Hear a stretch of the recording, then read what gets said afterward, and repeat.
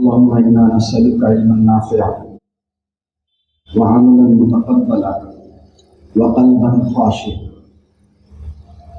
رب کریم ہمیں وہ علم عطا کیجیے۔ اللهم إنا نسألك علما نافعا، رب کریم ہمیں وہ علم عطا کیجیے جو واقعتاً ہمارے لیے مفید ہے،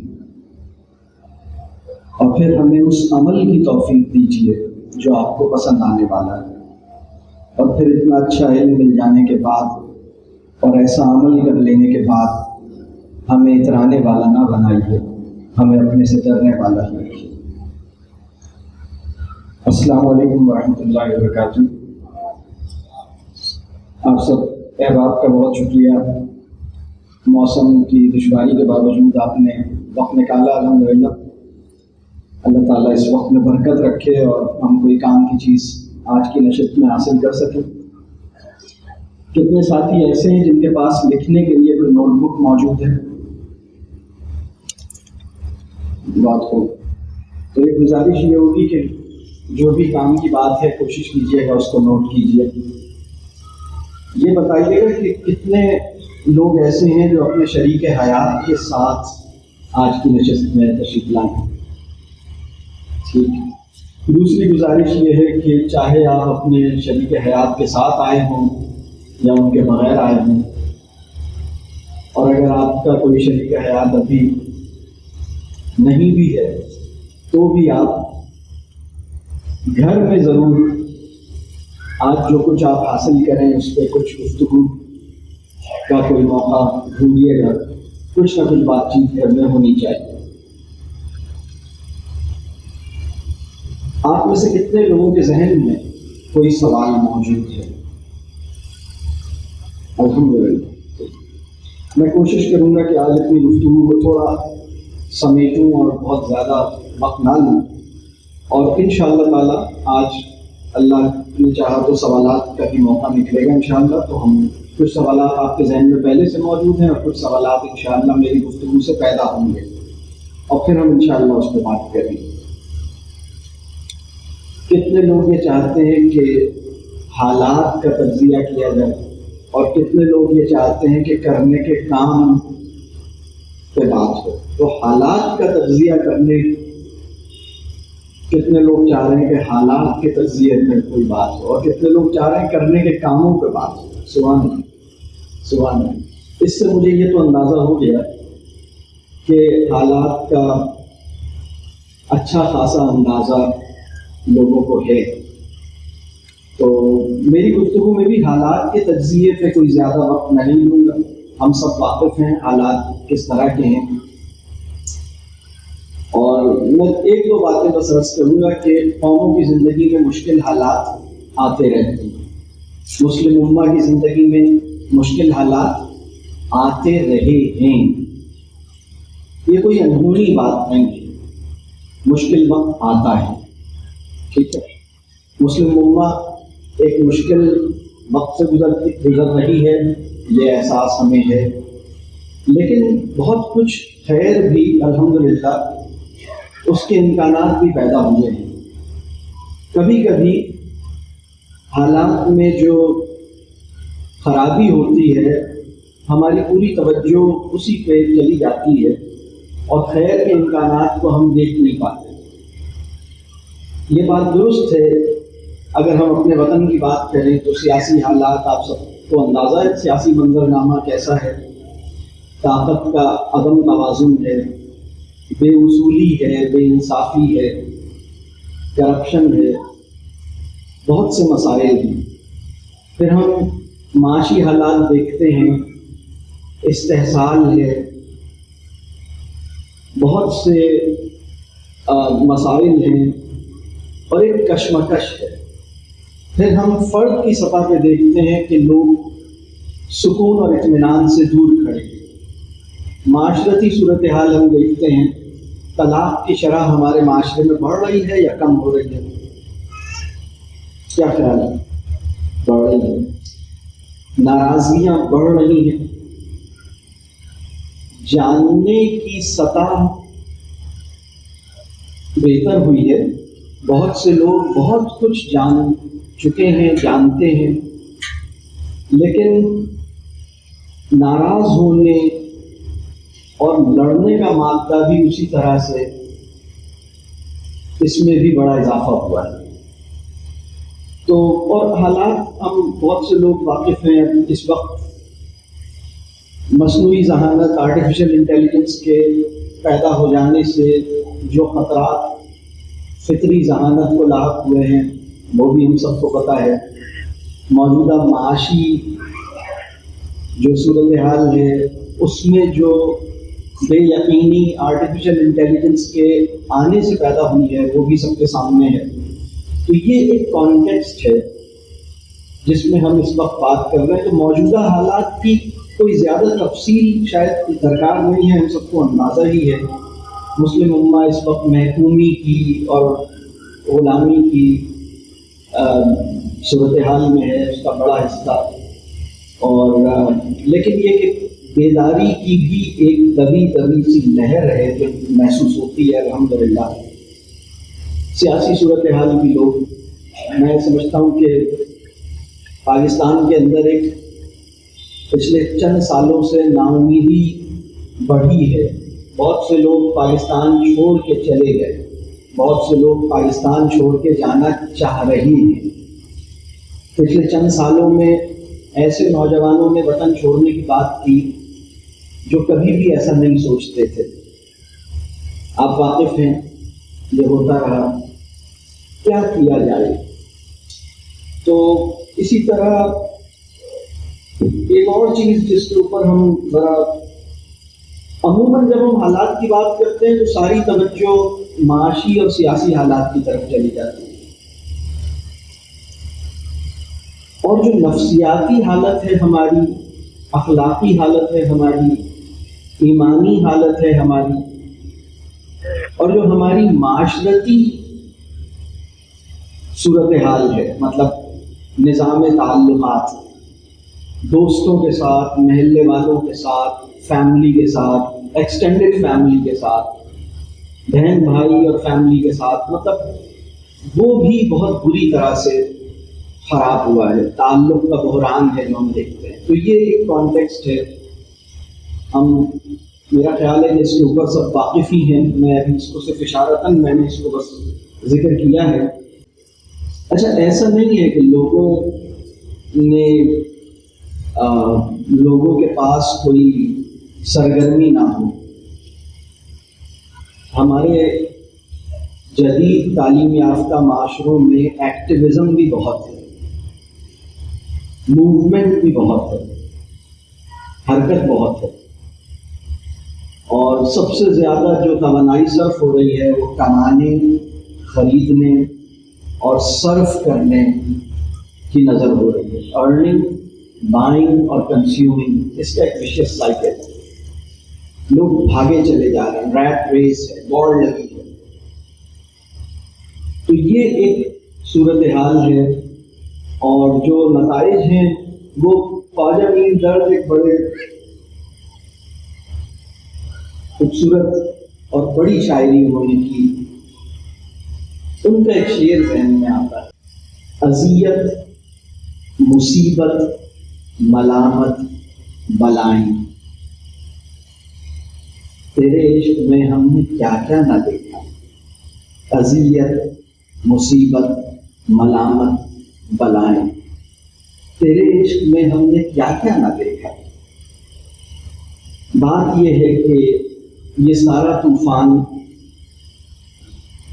اپنے نفس کی محبت، چیزوں کی محبت، مال کی محبت، اور اس کے اندر جیسے ایک ریٹ ریس ہے، اس میں کھپنے کے نتیجے میں جو حالات پیدا ہوئے، تو وہ اذیت، مصیبت، ملامت، بلائیں، یہ سب ہمارے حصے میں آئیں۔ اور ہم نے سوال یہ ہے کہ یہ کون سا عشق تھا جس کے نتائج ہیں؟ تو وہ عشق ٹھیک تھا یا نہیں تھا، یہ ایک سوال ہے۔ میری گفتگو میں 7 بنیادی باتیں عرض کروں گا کرنے کے کام. اور جب میں کرنے کے کام کی بات کر رہا ہوں تو اس میں کرنے اور سمجھنے دونوں کام، یعنی آپ کہیے کہ کرنے اور سمجھنے کے کام. سمجھنے کے کام بھی کام ہوتے ہیں، تو بہت سے ایسے کام جو سمجھنے کے تھے وہ بھی بہت دیر سے قضا ہوئے، مطلب چھوٹے ہوئے ہیں. تو یہ جو 7 کام ہیں یہ کچھ سمجھنے اور کرنے کے ہیں. پہلا کام، اور میں اس کی پھر کچھ تھوڑی سی تفصیل بیان کروں گا. پہلی بات جو میں عرض کروں گا وہ یہ ہے، ہمیں یہ سیکھنا ہوگا اور ہمیں یہ سمجھنا ہوگا اور ہمیں یہ عمل میں لانا ہوگا. اور وہ پہلی بات کیا ہے؟ بے حس ہوئے بغیر اور بے نیاز ہوئے بغیر حالات کو اپنے اعصاب اور نفسیات پر سوار نہ ہونے دیں. یہ مسلمان کی اصولی ذمہ داری ہے. یعنی انسینسٹیو ہوئے بغیر، انڈیفرنٹ ہوئے بغیر حالات کو، میری نفسیاتی صورتحال، میرے سائیکولوجیکل لینڈسکیپ، میرے اعصاب کے اوپر اور میری نفسیات کے اوپر ان حالات کا جو اثر پڑنا چاہیے، مطلب جو پڑ رہا ہے اس کو میں پہچانوں اور اس کو میں ٹھیک کروں. یعنی یہ آسان کام نہیں ہے، اس کو سمجھنا ہوگا. اس کی میں تھوڑی سی تفصیل میں جاؤں گا. دیکھیے، حالات کا تعلق ہمارے باہر کی دنیا سے ہے. ہمارے اندر کی دنیا کو ہم احوال کہہ سکتے ہیں. یعنی ایک لفظ ہے احوال. ہمارے اندر کی دنیا کو احوال کہتے ہیں، ہمارے باہر کی دنیا کو حالات کہتے ہیں. احوال کو ہم اسٹیٹ آف بینگ بھی کہہ سکتے ہیں. ایک لفظ اور بھی ہماری روایتی اصطلاح میں پایا جاتا ہے، حال. ابھی تو احوال اور حال ایک ہی مفہوم میں ہم اس کو استعمال کرتے ہیں، لیکن یہاں احوال کسی وجہ سے میں عرض کر رہا ہوں. دیکھیے، یہ ایک فطری بات ہے کہ ہم جس ماحول میں ہوتے ہیں اس کا ایک اثر ہمارے اوپر پڑتا ہے. یہ بات بالکل ٹھیک ہے، لیکن ہمیں یہ سمجھنا ہوگا کہ اچھے ماحول کا اچھا اثر تو ہمارے اوپر اگر پڑ رہا ہے تو یہ تو ٹھیک ہے. برے ماحول کے اندر یا خراب ماحول کے اندر یا ایک ایسا ماحول جس کے اندر لوگ تکلیف میں ہیں، تو ہماری ایک ذمہ داری یہ ہے کہ وہ تکلیف ہمیں محسوس ہو، اس کے درد کو ہم محسوس کریں. بے حسی ہمارے اندر نہ، لیکن ہماری نفسیات پر برے حالات کا منفی اثر نہیں پڑنا چاہیے. یہ بات سمجھ آ جائے. بلکہ ایک بات میں اور عرض کروں، حالات اور احوال کے تعلق میں ایک اصولی اور نازک اور علمی سا ایک نقطہ ہے جو سمجھنے کی ضرورت ہے. یہ بات سمجھ آ رہی؟ احوال اندر کی دنیا، حالات باہر کی دنیا. حالات اور احوال کا جو تعلق ہے، یہ فیصلہ ہمارا ورلڈ ویو یا ہمارا تناظر کرتا ہے کہ حالات اور احوال کے تعلق کی نوعیت کیا ہوگی. ٹھیک ہے، اگر ورلڈ ویو ٹھیک ہے تو خراب حالات بھی احوال کو خراب نہیں ہونے دیں گے. ہم اس تکلیف کو محسوس بھی کریں گے، ہم اس درد کو محسوس بھی کریں گے، بے نیاز بھی نہیں ہوں گے، بے حس بھی نہیں ہوں گے، انڈیفرنٹ بھی نہیں ہوں گے، اور ہماری نفسیات اور ہمارے اعصاب پر ان حالات کا منفی اثر نہ پڑے. یہ ایک مسلمان کی اصولی ذمہ داری. یہ بات واضح ہو رہی. اچھا، اس احوال سے ہماری مراد کیا ہے؟ میں 3 احوال کے اندر جو 3 بنیادی احوال ہیں میں ان کا اشارتاً ان کا ذکر کروں. اس میں سے ایک ہے شکر. اللہ ہم سب کو شکر کا حال نصیب کرے. اس میں سے دوسری چیز ہے امید اور خوف. یعنی وہ خوف اور وہ امید جو نافع ہے.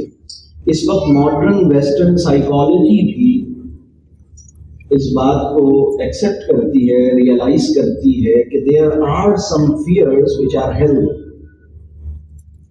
And which are rational and which are justified, and there are some fears which are unhealthy, unjustified and often irrational. یعنی بالکل ان کی اجازت نہیں ہے. ہر خوف برا نہیں ہوتا, ہر خوف اچھا نہیں ہوتا. اچھا خوف میری نفسیات کے لیے اچھا ہے, برا خوف میری نفسیات کے لیے برا ہے. بات واضح ہو رہی ہے؟ یعنی میرے والد صاحب مجھ سے ناراض نہ ہو جائیں, میری بیوی مجھ سے بدگمان نہ ہو جائے, یہ خوف مثبت ہے. آخرت میں کہیں میں ناکام نہ ہو جاؤں, یہ خوف مبارک ہے, مثبت ہے, صحت مند ہے. ٹھیک ہے. کہیں میری زندگی بے معنی, لا یعنی, بے مقصد صرف نہ ہو جائے, یہ خوف یا یہ پریشانی مبارک پریشانی. ٹھیک ہے.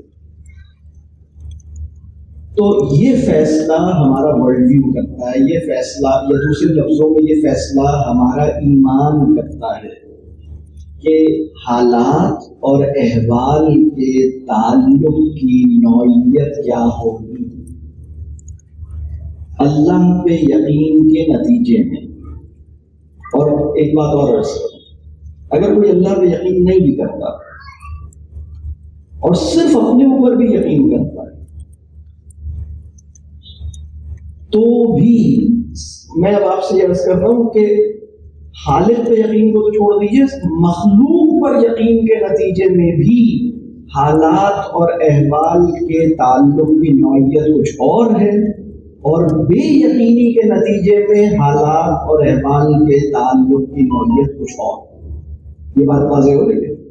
اگر مجھے اپنے اوپر یقین نہیں ہے, اپنے بچوں پہ یقین نہیں ہے, لوگوں پہ یقین, فیملی پہ یقین نہیں ہے, تو ان حالات کا اثر میری نفسیاتی صحت پر بہت خراب پڑے گا. لیکن اگر میں صاحب یقین ہوں, یعنی صاحب یقین میں وہ والا یقین ابھی نہیں کہہ رہا, اللہ پہ یقین کی ابھی بات نہیں کرتا ہوں, مطلب اپنے اوپر یہ ایک الگ بحث ہے کہ اپنے اوپر یقین کی سسٹیننس اللہ پہ یقین کے نتیجے میں حاصل ہوتی ہے, یہ ایک الگ بات ہے. اگر کوئی انسان یقین کی اس سطح پہ کھڑا ہو تو یہ نوعیت بدل جاتی ہے. یہ بات واضح ہو رہی ہے. یعنی اچھے حالات کا تو اچھا اثر ہم قبول کریں, لیکن برے حالات کے زیر اثر, یعنی حالات کی خرابی میرے اعصاب اور نفسیات پر سوار نہ ہو, یہ ایک مسلمان کی اصولی ذمہ داری ہے. اور یہ بات ٹھیک ہے کہ حالات احوال پر اپنا ایک اثر پیدا کرتے ہیں, اور احوال بھی حالات پر اپنا ایک اثر پیدا کرتے ہیں. آپ میں سے کبھی کسی ایسے انسان سے ملاقات ہوئی ہے جس نے بہت یقین کے ساتھ آپ پہ ایک نگاہ ڈالی اور آپ کو ایک شفا یابی کا احساس آپ کے اندر پیدا ہوا؟ بات سمجھ آ رہی ہے؟ آپ کو خوشگوار اثرات محسوس ہوئے, آپ کو اچھا لگا, محبت کی نگاہ آپ کے اوپر ڈالی اور آپ کو اچھا محسوس ہوا. کچھ بولا تو نہیں, لیکن دیکھا اس طرح سے کہ آپ کے اندر کی دنیا میں ایک خوشگواری پیدا ہونے لگی. ایسا ہوا یا نہیں ہوا؟ کبھی ایسا ہوا کہ کسی نے پیار سے چھوا اور آپ کو ایک اچھا احساس ہوا؟ کسی نے دعا دی اور آپ کو اچھا احساس ہوا یا نہیں ہوا؟ الحمدللہ. تو اس کے احوال آپ پر اثر انداز ہونے کی قوت رکھتے تھے. آپ کے احوال بھی حالات پر اثر انداز ہو سکتے ہیں، جس طرح حالات آپ پر اثر انداز ہوتے ہیں آپ بھی حالات پر اثر انداز ہونے کا ایک امکان رکھتے ہیں. ٹھیک ہے، ایک بات تو یہ. پہلی بات ہی کی تفصیل میں ایک دو باتیں اور کروں گا. احوال سے میری مراد کیا ہے؟ فلم احوال سے میری مراد تین چیزیں ہیں. پہلی ہے شکر کی حالت. ہماری یہ کیپیسٹی کہ ہم حالت شکر میں رہیں، حالت شکر کو مینٹین کریں، یہ پہلی بات ہے. دوسری بات ہے خوف اور امید کی صحت مند حالت، جائز حالت، مبارک حالت. اللہ مجھے اور آپ کو وہ خوف عطا کرے جو میرے اور آپ کے لیے مفید ہے اور فلاح کا ضامن ہے، اور اللہ مجھے اور آپ کو وہ امید عطا کرے جو میرے اور آپ کے لیے مفید ہے. تو یہ دوسری بات ہے، امید و خوف. اور تیسری بات ہے یقین،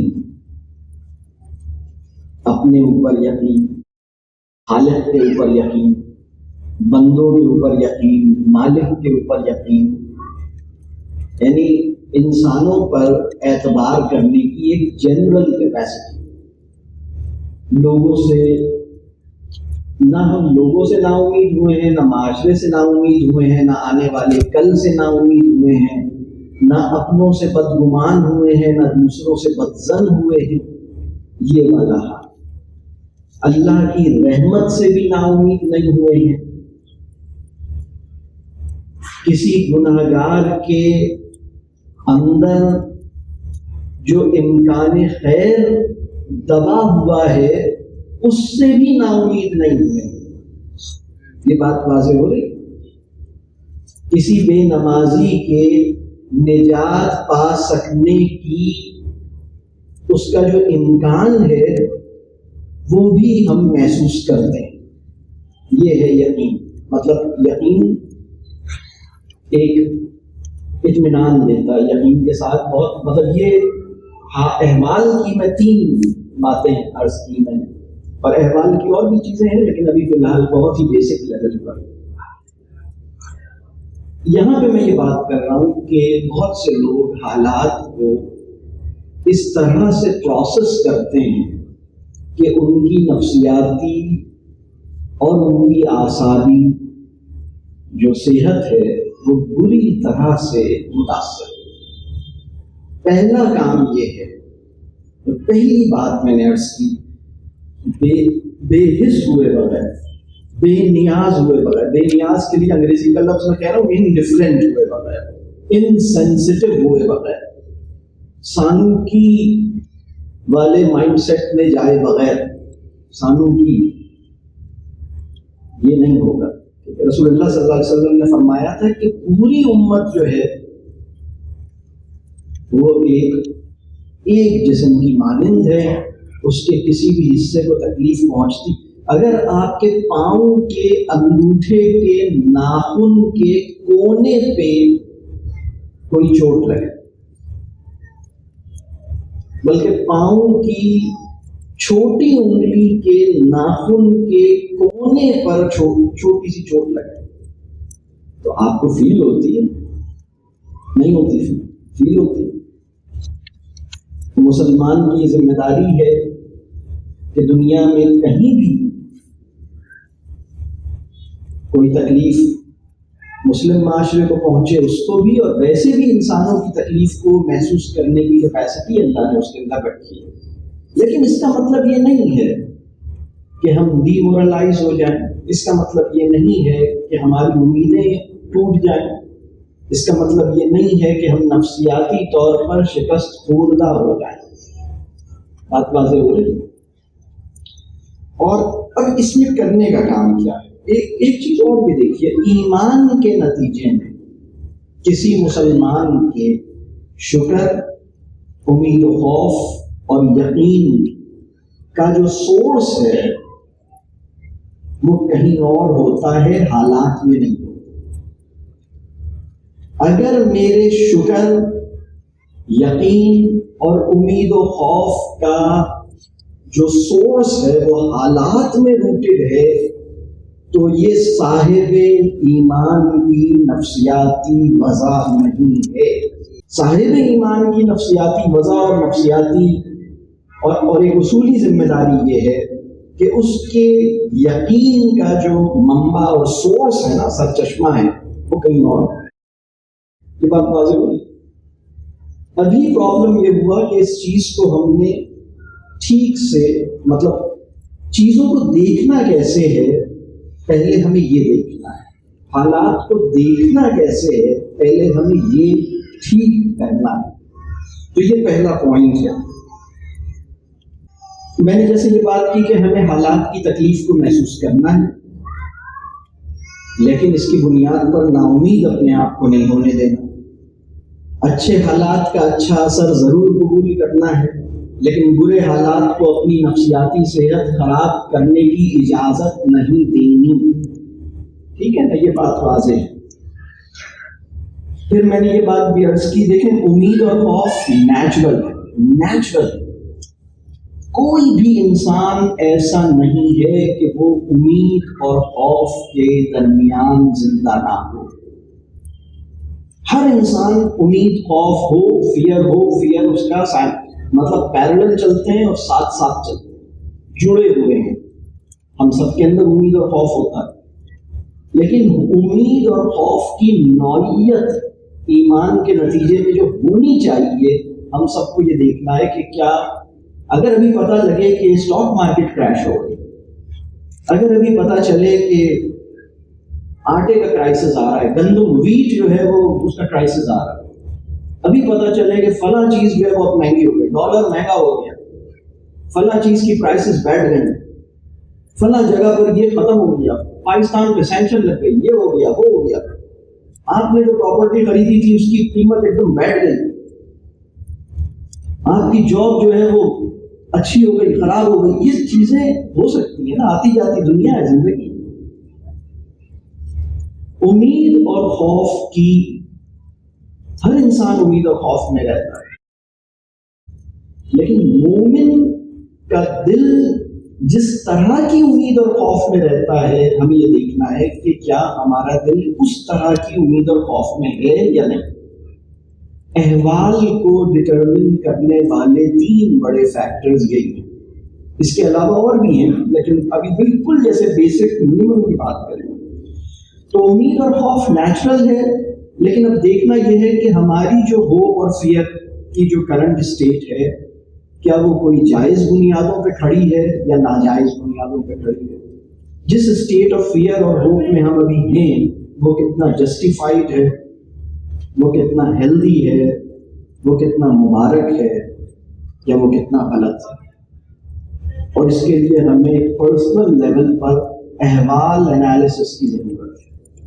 سیلف انالیسس کو ہم اگر احوال انالیسس کا نام دیں، جب ہماری خوف اور امید کی بنیادیں غلط ہو جاتی ہیں تو مایوسی، ڈپریشن، نا امیدی سوسائٹی میں عام ہے. جب ہم حالات کے اوپر یعنی کس بات پہ تم شکر ادا کر رہے ہو؟ اس لیے کہ حالات اچھے ہیں. حالات تو چینج ہو جائیں گے، تمہیں پھر بھی حالت شکر میں رہنا ہے. تمہیں پیسے بہت مل گئے، تمہیں بزنس میں فائدہ ہو گیا، تو یہ بہت اہم بات ہے کہ ناجائز بنیادیں جو ہے وہ مایوسی اور ڈپریشن کی طرف لے کے جاتی ہیں. میری اب یہ جو پوائنٹ ہے نا، میں نے 2 ٹرمز استعمال کی ہیں، حالات اور احوال کا تعلق. اندر کی دنیا احوال، باہر کی دنیا حالات. احوال میں یہ پوٹینشیل رکھا گیا ہے کہ حالات پہ اثر انداز ہو سکے، حالات میں یہ امکان رکھا گیا ہے کہ احوال پر اپنا اثر پیدا کر سکیں. اور انسان کو اتنا لاچار نہیں بنایا گیا کہ وہ حالات، مطلب ایک آدمی کہے کہ I am the resultant of the circumstances I have been living in. میں تو جناب جس قسم کے حالات، جناب ہم تو حالات کی پیداوار ہیں، ہم تو پچھلے 40 سالوں سے اسی حال میں رہ رہے ہیں، تو اس کے نتیجے میں تو یہی سائیکی بننی ہے، یہی ہم تو جیسے یعنی جس طرح کے حالات میں ہمیں ڈال دو ویسے ہم بن جائیں گے. تو کیا انسان ایسا ہے؟ میں ایسے لوگوں کو جانتا ہوں جن کے والدین اپنی اولاد پر توجہ نہ دے سکے. میں ایسے لوگوں کو جانتا ہوں جن کی زندگی میں شدید چیلنجز آئے, بہت ہی سیریس چیلنجز تھے اور بہت زیادہ, لیکن الحمدللہ ان کے اندر ایک شکایت پن نہیں ہے. وہ مطمئن ہیں, خوش ہیں, وہ اپنے والدین سے بھی ناراض نہیں ہیں, کسی سے بھی ناراض نہیں. سیٹ ہے. ایسا انسان کیسے پیدا ہوتا ہے؟ ایسے انسان, ایک بات میں آپ سے عرض کروں, ایسے انسان اللہ کو ماننے والوں کی دنیا میں بھی ہوتے ہیں اور اللہ کے انکاریوں کی دنیا میں بھی مل جاتے ہیں. یہ بات سمجھ آ رہی ہے؟ اور یہی انسان اپنی تہذیب کا بڑا آدمی ہوتا ہے. تو ہمیں سمجھنا ہے, اس کو تلاش کرنا, یہ پہلی بات ہے. اب اس کام کو کیسے کیا جائے, پہلی بات کو اس کے لیے کچھ پریکٹیکل سجیشنز ہیں. آپ کہیں گے تو پورا فلسفہ آ گیا, ہم تو کرنے کے کام تھے. اس میں مجھے تو سمجھنے کی بات تھی, کرنے کے کام اور اسی سے ریلیٹڈ کیا ہے. پہلی بات دیکھیں, لیٹسٹ نیوز کو ہمارا ایجوکیٹڈ آدمی, اور ایجوکیٹڈ ہو یا ان ایجوکیٹڈ ہو, اوور کنزیوم کر رہا ہے کانٹینٹ کو. Overconsumption of meaningless content ہو رہی ہے. میں آپ سے عرض کروں, انفارمیشن فاسٹنگ کی ضرورت ہے. انفارمیشن فاسٹنگ سمجھتے ہیں؟ معلومات کا روزہ رکھ لیا میں, اگلے 40 دن تک کچھ نیا نہیں جاننا کا, جاننے ہوئے پر غور و فکر کروں گا, نیا نہیں جاننا. اس کا مطلب یہ نہیں ہے کہ میں لرنر نہیں ہوں. اس کا مطلب یہ, مطلب صحت کا تعلق زیادہ کھانے سے نہیں ہے, اچھے ہاضمے سے. اگر ڈائجسٹ نہیں کر رہے, ایبزارب نہیں کر رہے اور پیٹ میں اتارے جا رہے ہیں تو کچھ بھی نہیں ہوگا, ڈائریا ہوگا. تو یہ انفارمیشن ڈائریا, کنفیوژن ہے. ابھی پرابلم یہ ہوا ہے کہ لیٹسٹ نیوز آئٹم, ابھی کون کس سے ملا, ابھی اس نے کیا کہا. اور پہلے تو ہم سب سیاستدانوں ہی کے لیٹسٹ نیوز فالو کرتے تھے, اب موٹیویشنل اسپیکرس کی بھی کرتے ہیں. فلانے صاحب کیا کر رہے ہیں, فلانے مولوی صاحب آج ایئرپورٹ سے اتر گئے, وہاں چلے گئے, انہوں نے آم کھا لیا, سیب کھا لیا, وہ سوئمنگ کر رہے تھے, وہ یہ کر رہے تھے, وہ گاڑی چلا رہے تھے. عجیب دیوانہ پن ہے. تو ہم مطلب کچھ بریک لیں. اگر آپ کو مسلم امہ کا آپ کو فکر ہے, اور ہونی چاہیے, یہ اگر کی بات نہیں ہے, مسلم امہ کا غم اور درد ہمارے اندر اللہ کرے کہ زندہ رہے, اور اسی طرح زندہ رہے جیسے اسے ہونا چاہیے. اپنے آپ کو نفسیاتی طور پہ بیمار کیے بغیر, نا امید ہوئے بغیر, شکست خوردگی کے احساس میں جائے بغیر, یقین, شکر اور امید کا خاتمہ کیے بغیر مسلم امہ کا درد اللہ ہمیں عطا کرے. تو ڈپریشن میں جائے بغیر مسلم امہ کا درد عطا کرے. اگر اس کے لیے میں پریکٹیکل سولوشن یہ دے رہا ہوں, آپ لیٹسٹ نیوز آئٹمس وہ بھی ویژول کی شکل میں کنزیوم کرنا چھوڑ دیجیے.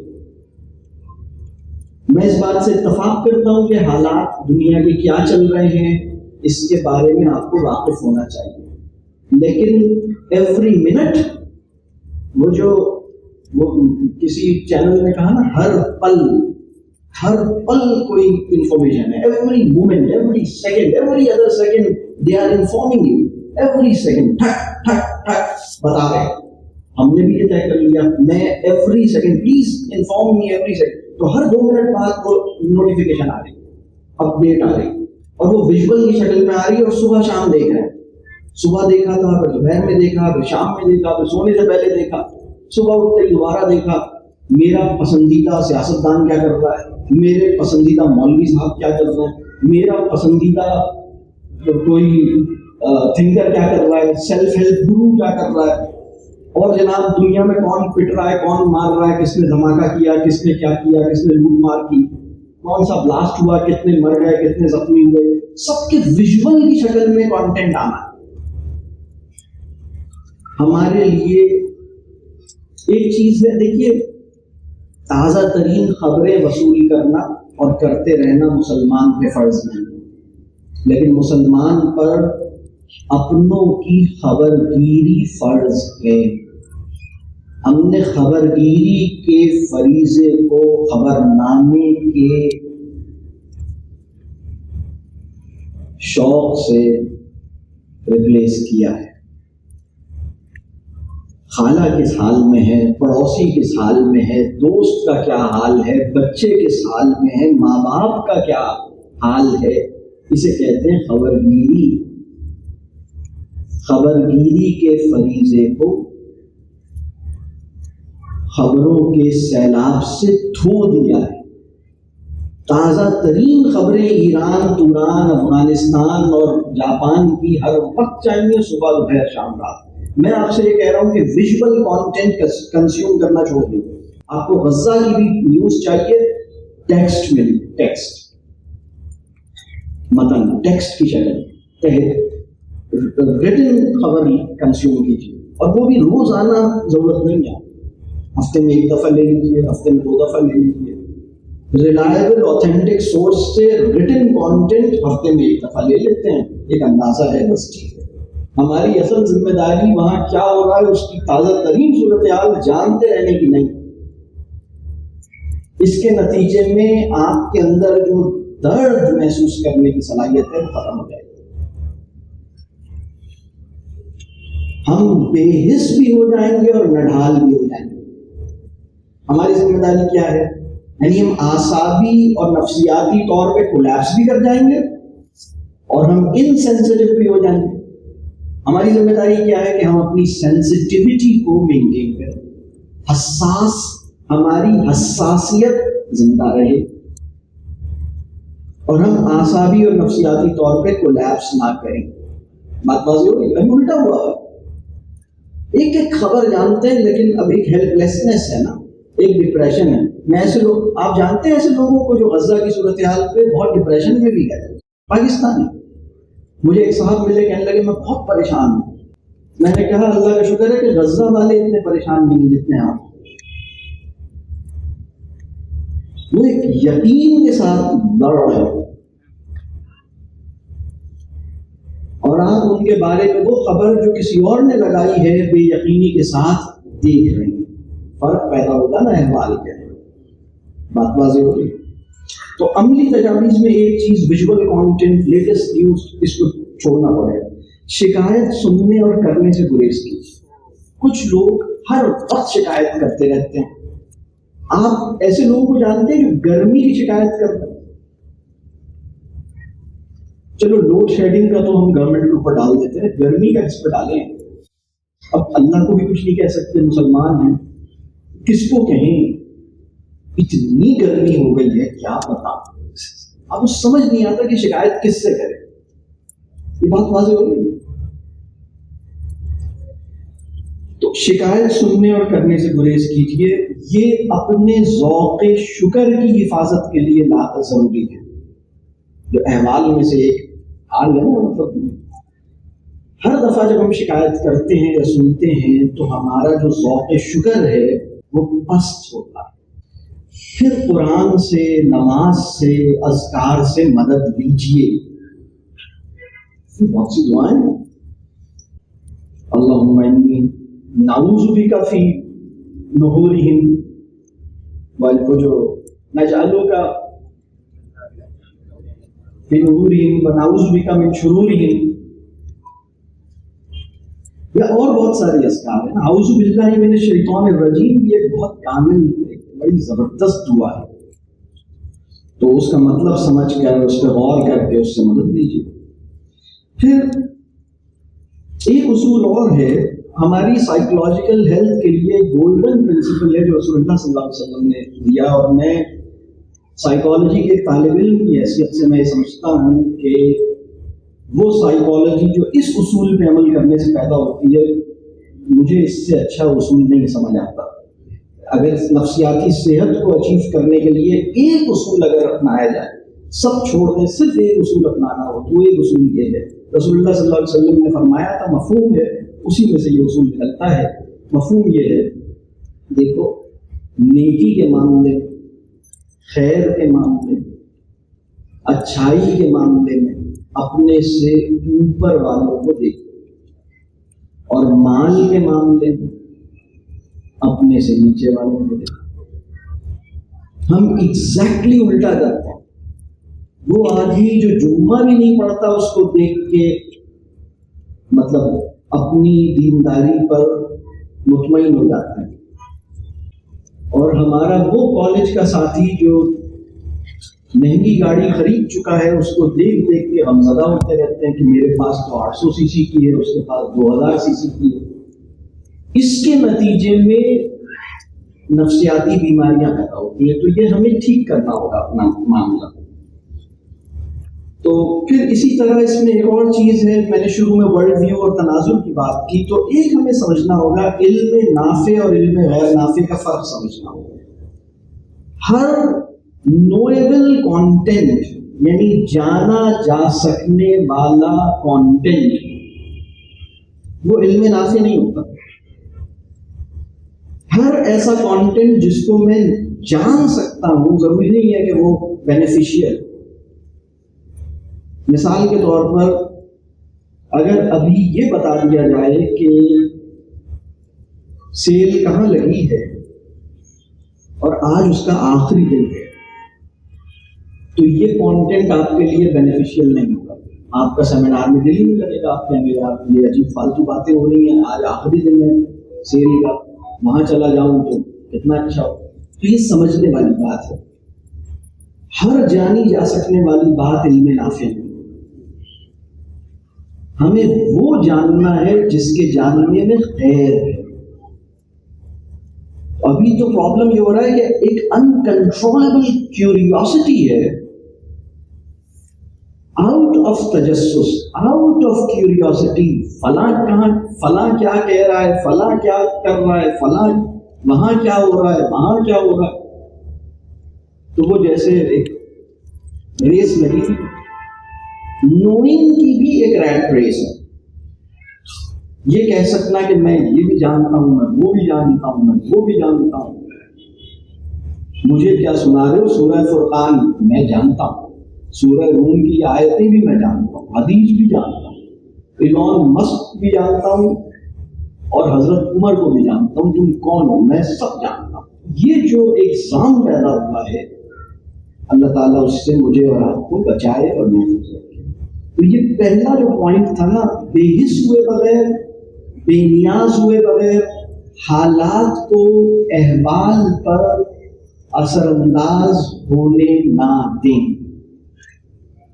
ये बात वाज़ेह हो रही, इसकी फिर मैंने तफसील दी और उसके अमली पॉइंट्स थे। अब मैं दूसरे पॉइंट पर आता हूँ। दूसरा पॉइंट ये है, हालात हम नहीं बदल सकते। ये ताकत सिर्फ अल्लाह के पास है। हम थोड़ी हालात बदलते हैं, और हमारा ये काम भी नहीं है कि हम हालात को तब्दील करें। हमारा तो काम यह है कि हम अहवाल को तब्दील करें, अहवाल को तब्दील करें। तो हालात अल्लाह बदलेगा, और अल्लाह ने अपना कानून अपनी किताब में बयान कर दिया। कुरान के अंदर एक फ्रेज इस्तेमाल हुआ है और बहुत खूबसूरत फ्रेज है। दो मुकामात पे ये फ्रेज इस्तेमाल हुआ है, हत्ता युगय्यिरु, बहुत ही खूबसूरत फ्रेज है, हत्ता युगय्यिरु मा बिअनफुसिहिम, जब तक बदल नहीं जाता वो जो तुम्हारे अंदर है। ये इसका जैसे मफहूमी तर्जुमा, यानी ये जो फ्रेज है या ये जो अल्लाह ने अपने कलाम में जो अल्फाज इस्तेमाल किए हैं, इसका मफहूम ये है, हत्ता युगय्यिरु मा बिअनफुसिहिम, सूरह राहत में और सूरह इन्फाल में। सूरह इन्फाल आयत नंबर 53, सूरह राहत आयत नंबर 11। इन दो मुकामात पर, और ये थोड़ी सी लंबी मतलब तो एक आयत है जिसका अच्छा मैंने उसका ये बस एक छोटा सा टुकड़ा है जो मैंने, इन दोनों आयतों के अंदर कॉमन यही लफ्ज है, यही फिक्रा है, हत्ता युगय्यिरु मा बिअनफुसिहिम। ये बड़ा कमाल, बहुत ही अहम उसूल है जो हमें समझना है। और इसका मतलब यह है कि जब तक बदल नहीं जाता वो जो हमारे या तुम्हारे अंदर है, پہلے مقام پر سورہ انفال میں جو بات بیان کی کہ میں مفہوم عرض کر رہا ہوں، اس کی پوری میں نے آیت نمبر دے دیا ہے، آپ علماء سے اور مفسرین کے کام سے مدد لے سکتے ہیں اور اس کا ترجمہ خود بھی دیکھ سکتے ہیں۔ مفہوم میں عرض کر رہا ہوں، سورہ انفال میں جس مقام کا میں نے اشارہ کیا وہاں پر یہ بات بیان ہوئی کہ اللہ وہ نعمت جو اس نے کسی قوم کو دے رکھی ہو وہ ان سے اس وقت تک واپس نہیں لیتا یا اس کو چینج نہیں کرتا جب تک کہ وہ قوم خود اپنا طرز عمل یا اپنے اندر تبدیلی نہ لائے۔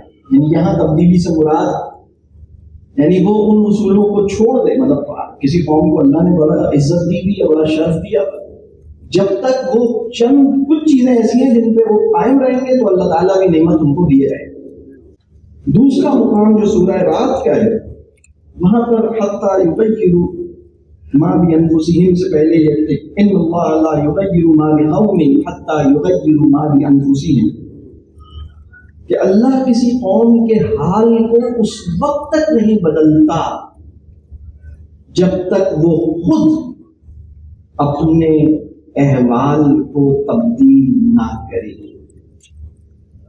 یعنی وہ قوم جو بہت برے حال میں ہے اللہ اس کو اچھے حال میں اس وقت لائے گا جب وہ پہلے اپنے اندر کے حال کو تبدیل کرے۔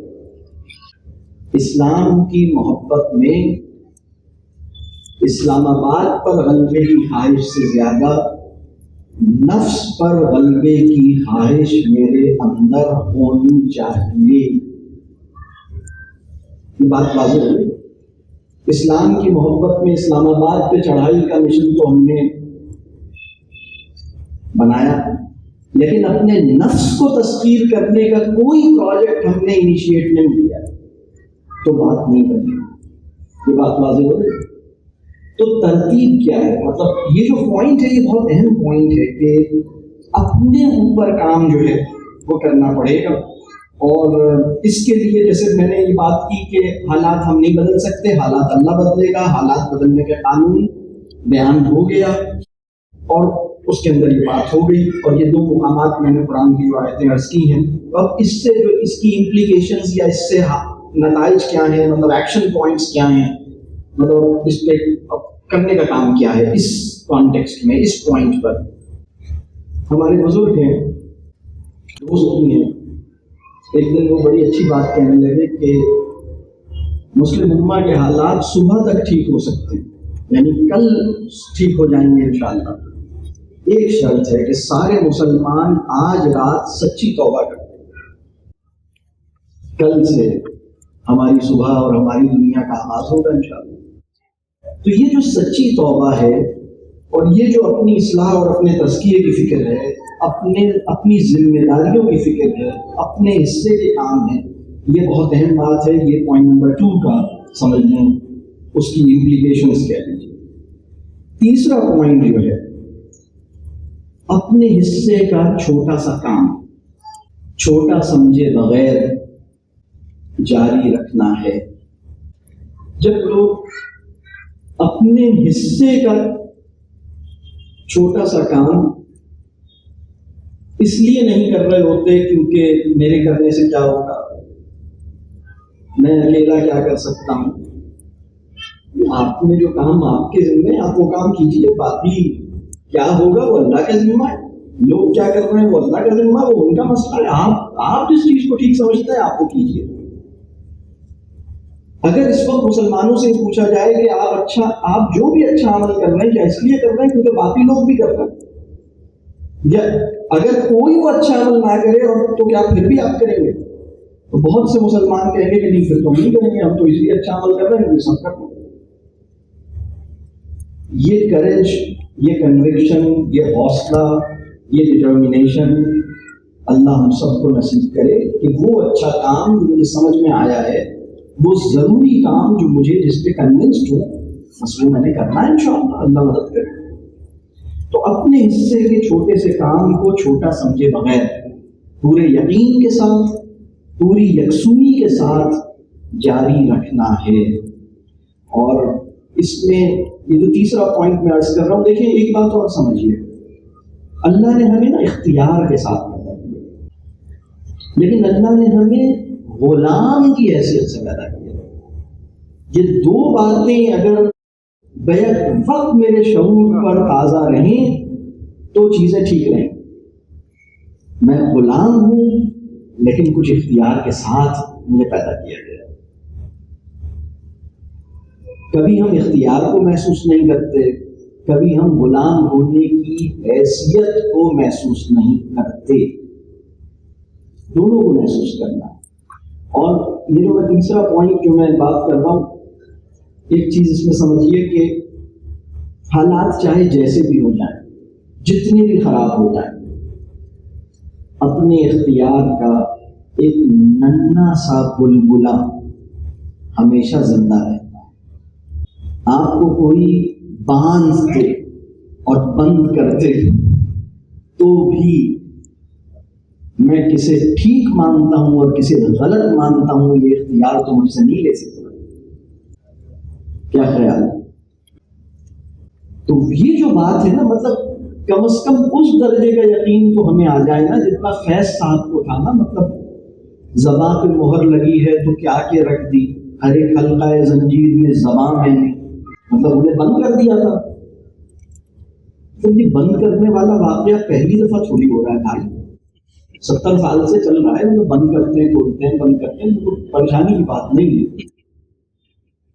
تو پہلے بھی تو فیض صاحب وغیرہ بھی بند ہوئے ہیں، اور بھی لوگ بند ہوئے ہیں، آپ بھی بند ہو سکتے ہیں، تو کوئی بھی بند ہو سکتا ہے۔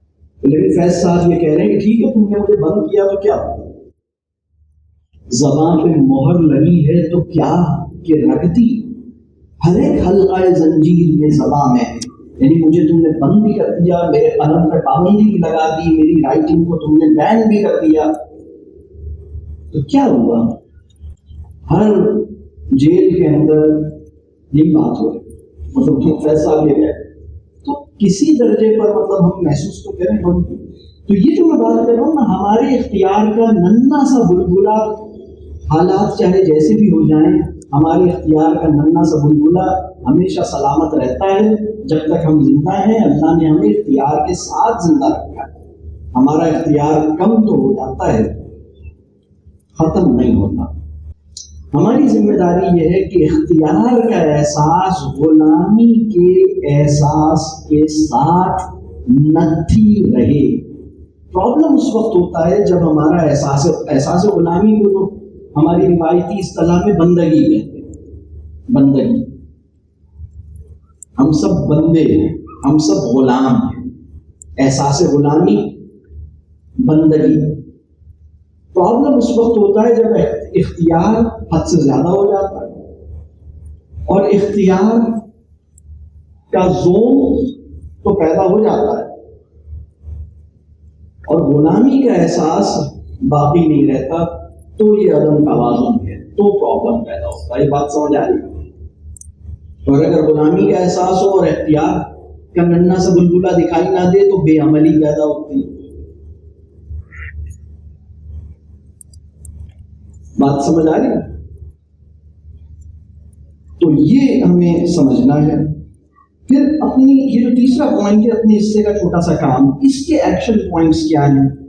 دیکھیے، نیڈ اور وانٹس کا فرق سمجھنا ہوگا، ضرورت اور خواہش کا فرق۔ اور ضرورتوں میں بھی ہمیں یہ سمجھنا ہوگا کہ کچھ ہماری مادی ضرورتیں ہیں اور کچھ ہماری غیر مادی ضرورتیں ہیں۔ اسپینش ٹائلز ہماری خواہش ہو سکتی ہے، ہماری ضرورت نہیں۔ کیک ہماری خواہش ہو سکتی ہے، ہماری ضرورت نہیں۔ کیا خیال ہے؟ اور جو ہماری ضرورتیں ہیں، روٹی اور مکان ہماری مادی ضرورتیں ہیں، لیکن ہماری کچھ غیر مادی ضرورتیں بھی ہوتی ہیں۔ محبت ہماری ایک ضرورت ہے، علم ہماری ایک ضرورت ہے، یقین ہماری ایک ضرورت ہے، یہ غیر مادی ضرورت ہے۔ تو ہماری ایک ذمہ داری یہ ہے کہ ہم یقین، ہم اپنی ضرورت اور خواہش میں فرق کریں۔ اور یہ جو میں بات کر رہا ہوں نا، اپنے حصے کا چھوٹا سا کام، یہ اس وقت ہوگا جب ہم اس کا فرق سمجھیں گے کہ نیڈ اور وانٹ کا فرق کیا ہے۔ ہماری لائف وانٹس ڈریون ہے، وانٹس ڈریون سوسائٹی کے اندر جتنے بھی پیسے آ جائیں کم پڑتے ہیں, گزارا نہیں ہوتا. وہ سوسائٹی جہاں نیڈس اور وانٹس میں ڈسکریمنیٹ کیا جاتا ہے اور اپنے لائف اسٹائل کو نیڈس سے بیونڈ جانے سے روکنے کی کوشش ہوتی ہے, اور جہاں اپنی نان میٹیریلسٹک نیڈس کو بھی اہمیت دی جاتی ہے, وہاں چیزیں بیلنس میں آ جاتی ہیں, لائف ٹھیک ہو جاتی ہے. یہ بات سمجھ آ رہی ہے؟ تو یہ جو مہنگائی کا امپیکٹ ہے نا, یہ دیکھیں ایک پرابلم ہے لوڈ شیڈنگ, لیکن اس سے زیادہ ڈیپر لیول پہ پرابلم ہے نیڈز اور وانٹس کے اندر فرق نہ ہونا. یہ بات ٹھیک ہے بجلی کا یونٹ بہت مہنگا ہو گیا, لیکن آپ بتائیے 40 سال پہلے 5 لوگوں کی فیملی جتنے بجلی کے یونٹس پورے مہینے میں کنزیوم کرتی تھی, اس وقت آپ کا کیا خیال ہے کتنے یونٹس کنزیوم کر رہے ہیں؟ یعنی جو یونٹ کنزمپشن کا پر کیپٹا, یعنی اگر کہیں نا فی کس پر انڈیویجول جو یونٹ کنزمپشن وہ بڑھا ہے یا کم ہوا ہے؟ مسئلہ سمجھ میں آ رہا ہے؟ تو ہمیں چیزوں کو سمپل بھی کرنا چاہیے نا, ہم استعمال کریں, جسٹیفائڈ استعمال کریں. تو نیڈز اور وانٹس کا فرق, اس میں مجھے اندازہ ہے کہ آپ کے ذہن میں ہو سکتا ہے سوالات ہو, کوشچن آنسر ٹائم میں ضرور کیجیے گا. اسی طرح لائف اسٹائل کو ہم سمپل کریں, یعنی فطری بنائیں, آسان بنائیں. یہ کام بھی مطلب ایک بڑا پروجیکٹ معلوم ہوتا ہے, لیکن اس پہ سوچنا تو شروع کریں. اور اسی طرح لگژریز سے اپنے آپ کو روکیں, غیر ضروری تعیشات سے بچیں. پرابلم یہ ہوتا ہے جب ہم اوورلی کمفرٹیبل لائف اسٹائل گزارتے ہیں, اوورلی کمفرٹیبل لائف اسٹائل. آپ بتائیے آپ زیادہ ایکٹیو ہیں یا آپ کے دادا جان زیادہ ایکٹیو تھے؟ بتا سکتے ہیں کون زیادہ ایکٹیو تھا؟ آپ ایکٹیو ہیں یا آپ کے دادا آپ کی ایج میں زیادہ ایکٹیو تھے؟ Can you tell me? دادا. مسئلہ سمجھ میں آ رہا ہے؟ اس کی ایک وجہ یہ ہے کہ جتنے آرام دہ صوفے پہ آپ بیٹھتے ہیں نا, آپ کے دادا جان کے زمانے میں اتنا آرام دہ صوفہ ایجاد ہی نہیں ہوا تھا. وہ یا تو زمین پہ بیٹھتے تھے یا چارپائی پہ بیٹھتے تھے یا صوفے پہ بھی بیٹھتے تھے, تو اس کا جو فوم تھا نا وہ 4 انچ سے زیادہ ڈیپ نہیں تھا. مسئلہ سمجھ میں آ رہا؟ تو اب ہم جس کاؤچ میں بیٹھ کر صحابہ کے واقعات پڑھ رہے ہوتے ہیں نا, تو اس سے مطلب صرف یعنی وہ جو دھسے ہوتے ہیں اس کے اندر, اگر کہا جائے کہ چلو نکلو امی ابو کی خدمت کے لیے, خواہ ہلکے ہو یا بوجھل, تو وہ نہیں نکل سکتا. اور اس سے بھی زیادہ بڑے کاز کے لیے تو وہ کہے گا نہیں سوری. یعنی اوورلی کمفرٹیبل لائف اسٹائل نے ہمیں کسی بڑی جدوجہد کے قابل نہیں چھوڑا. مسئلہ سمجھ میں آ رہا ہے؟ کس کی بڑی جدوجہد کہ اتنے اوورلی کمفرٹیبل لائف, اس کو ٹھیک کرنا پڑے گا. لائف میں کمفرٹ کا ایک ریزنیبل جسٹیفائڈ لیول اس کے اندر ہے آپ کے بس ٹھیک ہے, اتنا اس سے زیادہ آرام دہ اپنی زندگی کو نہیں بنا. ان ڈسٹینسز کے لیے گاڑی پہ نہیں جاؤں گا. تو پھر دیکھیں ایک اور چیز جو اپنے کرنے کے کام, جو تیسرا پوائنٹ ہے نا, اپنے حصے کے چھوٹے سے کام کو چھوٹا نہ سمجھے. طیب غذا یہ چھوٹا مسئلہ نہیں ہے. قرآن میں اس طرح استعمال ہوئی ہے خطوات الشیطان, تقریباً میرا خیال ہے 4 یا 5 مقامات پہ استعمال ہوئی. پہلا مقام جہاں خطوات الشیطان کا مطلب یہ ہے کہ شیطان کے قدم, بلکہ ایک آیت یہ ہے لا تتبعوا خطوات الشیطان, دیکھو شیطان کے قدموں کی پیروی نہیں کرو. اور وہاں جو پہلا مقام ہے وہ یہ ہے, اور اس کے ساتھ جو بات ہے اور مفہوم عرض کر رہا ہوں کہ حلال اور طیب یہ کھاؤ اور پیو. تو ہم حلال کا تصور بھی اللہ کرے کہ ہمارا بالکل ٹھیک ہو جائے, اور طیب کا تو کوئی تصور ہمارے پاس ہے ہی نہیں. طیب کا کوئی تصور اس وقت ہماری سوسائٹی میں نہیں ہے، اور طیب سے مطلب ہمیں اپنی غذا کو ٹھیک کرنا ہوگا. اور اگر غذا ٹھیک نہیں ہوئی، دیکھیں ایک چیز آپ سمجھیے، میں 3 چیزیں آپ سے عرض کروں گا، اور یہ جو میں بات عرض کر رہا ہوں اس میں بہت سے بزرگوں کی یعنی جو میری سمجھ مطلب جو میں نے چیزوں کو اسٹڈی کیا فوڈ اور سائیکی کے ریلیشن شپ کو، تو مجھے جو چیزیں سمجھ آئی، جب ہم حرام کنزیوم کرتے ہیں، کوئی بھی انسان کوئی حرام چیز کنزیوم کرتا ہے تو نفس غالب آ جاتا ہے، وہ اپنے نفس کو کنٹرول نہیں کر پاتا، انکنٹرولبل ہو جاتا ہے. لیکن جب ہم غیر طیب کنزیوم کرتے ہیں، غیر طیب کیا ہے؟ وہ فوڈ جو نافع بدن نہیں ہے وہ غیر طیب ہے. بہت سی فوڈ ایسی ہے جو حلال تو ہے لیکن طیب نہیں ہے. طیب وہ ہے جو آپ کی جو نافع بدن ہے، بینیفیشیل ہے آپ کی مائنڈ اور آپ کی باڈی کے لیے. غیر طیب کیا کرتا ہے؟ غیر طیب ہماری آنتوں کو افیکٹ کرتا ہے، ہمارے اندر کانسٹیپیشن پیدا کرتا ہے، پھر ہماری جو انکلینیشن آف سیلف ہیں، داعیات نفس جو ہیں، ان کو خراب کرتا ہے. تو اس کو سمجھنے کی ضرورت ہے. ہم اپنی فوڈ چوائسز میں سینسیبل ہیں. ابھی تو مطلب مسلمانوں کو یہ لگتا ہے نا کہ میک ڈونلڈس تو بری چیز ہے نا، تو اس کی جگہ میک مومن لانچ ہونا چاہیے. تو میک ڈونلڈس بند کرو، میک مومن شروع کرو. تو جناب میک مومن بھی اگر آپ کریں گے نا تو آپ غلط ہی کریں گے، اس لیے کہ وہ جو فوڈ ہے نا، جو پروسیسڈ فوڈ ہے، وہ ٹھیک نہیں ہے. وہ آپ کی باڈی کے لیے، آپ کے ذہن کی فنکشننگ کے لیے ٹھیک نہیں ہے. یہ بات واضح ہو رہی ہے؟ یعنی وہ پورا ریسیپی ہے نا، وہ جو پوری پروسیسنگ وہ نہیں ہونی چاہیے. تو ابھی تو ہمیں یہ سمجھ آیا کہ وہ کاربونیٹڈ ڈرنک جو فلانی کمپنی سے آ رہی ہے وہ غلط ہے، تو اپنے عبدالشکور بھائی کی فیکٹری میں بن رہی ہے تو وہ ٹھیک ہوگی. وہ ٹھیک نہیں ہے، چاہے وہ کسی بھی نام سے آ جائے، چاہے وہ پاکیزہ کولا آ جائے، چاہے وہ زمزم کولا آ جائے، چاہے وہ مکہ کولا آ جائے، وہ ٹھیک نہیں ہے. اس لیے کہ یہ نافع بدن نہیں ہے، غیر طیب ہے. وائٹ شوگر اور اس کی ساری پروڈکٹس غیر طیب ہے. اس کی بہت ڈیٹیل ہے، یہ ایک الگ موضوع ہے. میرا اس کے اوپر ڈیٹیل لیکچر ہے فوڈ کے اوپر، تو میں ابھی اس کی تفصیل میں نہیں جاتا.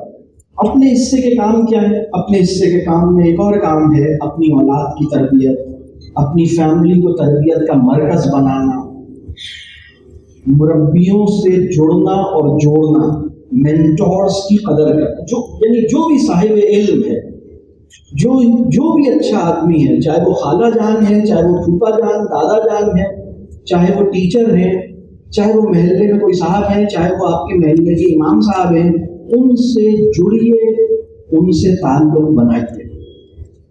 تو کرنے کے کام میں نے کئی سارے بتائے. پھر ایک چیز اور، لائف اسٹائل کو دیکھیے.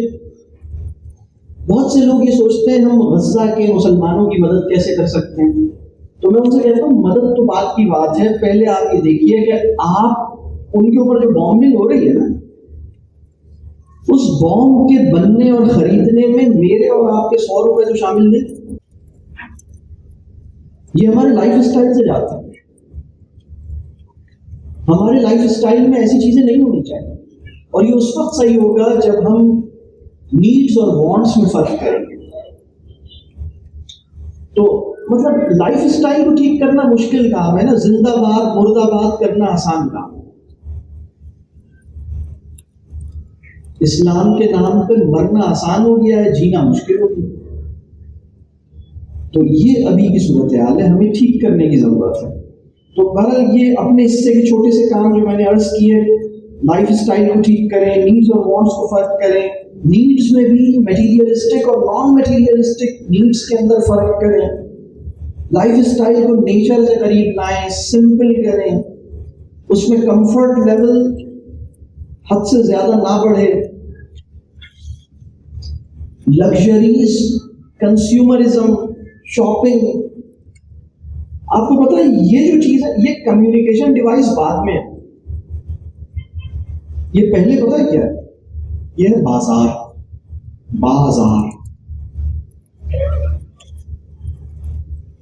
اصل میں یہ کچھ بیچنا چاہتا ہے, کچھ نہیں تو ہماری توجہ خریدنا چاہتا ہے.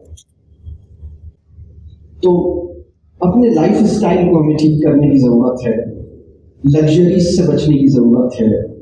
کسی بڑے کاز کے لیے جو اسٹرگل ہے اس کے قابل رہ سکوں, اس کے لیے میری لائف میں اوورلی کمفرٹیبل لائف نہیں ہونی چاہیے.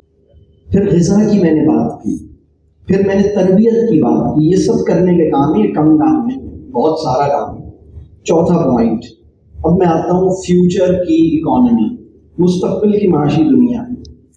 AI کے آنے کے بعد ایک مسئلہ یہ پیدا ہوا ہے جس پہ سب جانتے ہیں, فیوچر کو فورسی کرنا مشکل ہو گیا ہے. یعنی آج سے 100 سال پہلے 30-40 سال آگے دیکھ لینا یا دیکھ سکنا آسان بات تھی. بات سمجھ آ رہی؟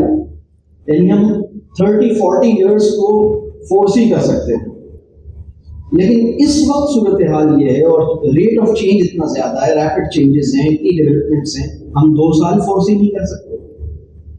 مستقبل بینی مشکل ہو گئی ہے.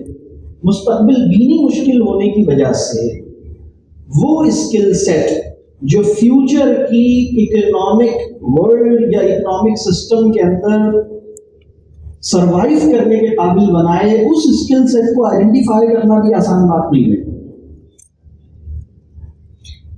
اور یہ جو نمبرز اور گریڈز اور ڈگریز, ان کا کوئی لینا دینا فیوچر کی, یعنی اگر ہم کہیں نا کہ اکنامک فیوچر کو سیکیور کرنے میں نمبروں کا, گریڈز کا, ڈگریوں کا جو تعلق ہے وہ اگر پہلے جتنا بھی تھا فیوچر میں کم ہو رہا ہے. یہ بات سمجھتے ہیں سب لوگ؟ کیا آپ کے بچے کے نمبر کتنے ہیں اس کا اس بات سے کوئی تعلق ہے کہ فیوچر میں کتنا کمائے گا؟ یہ تعلق اگر کسی زمانے میں پیدا ہوا بھی تھا تو یہ تعلق ختم ہونے جا رہا ہے.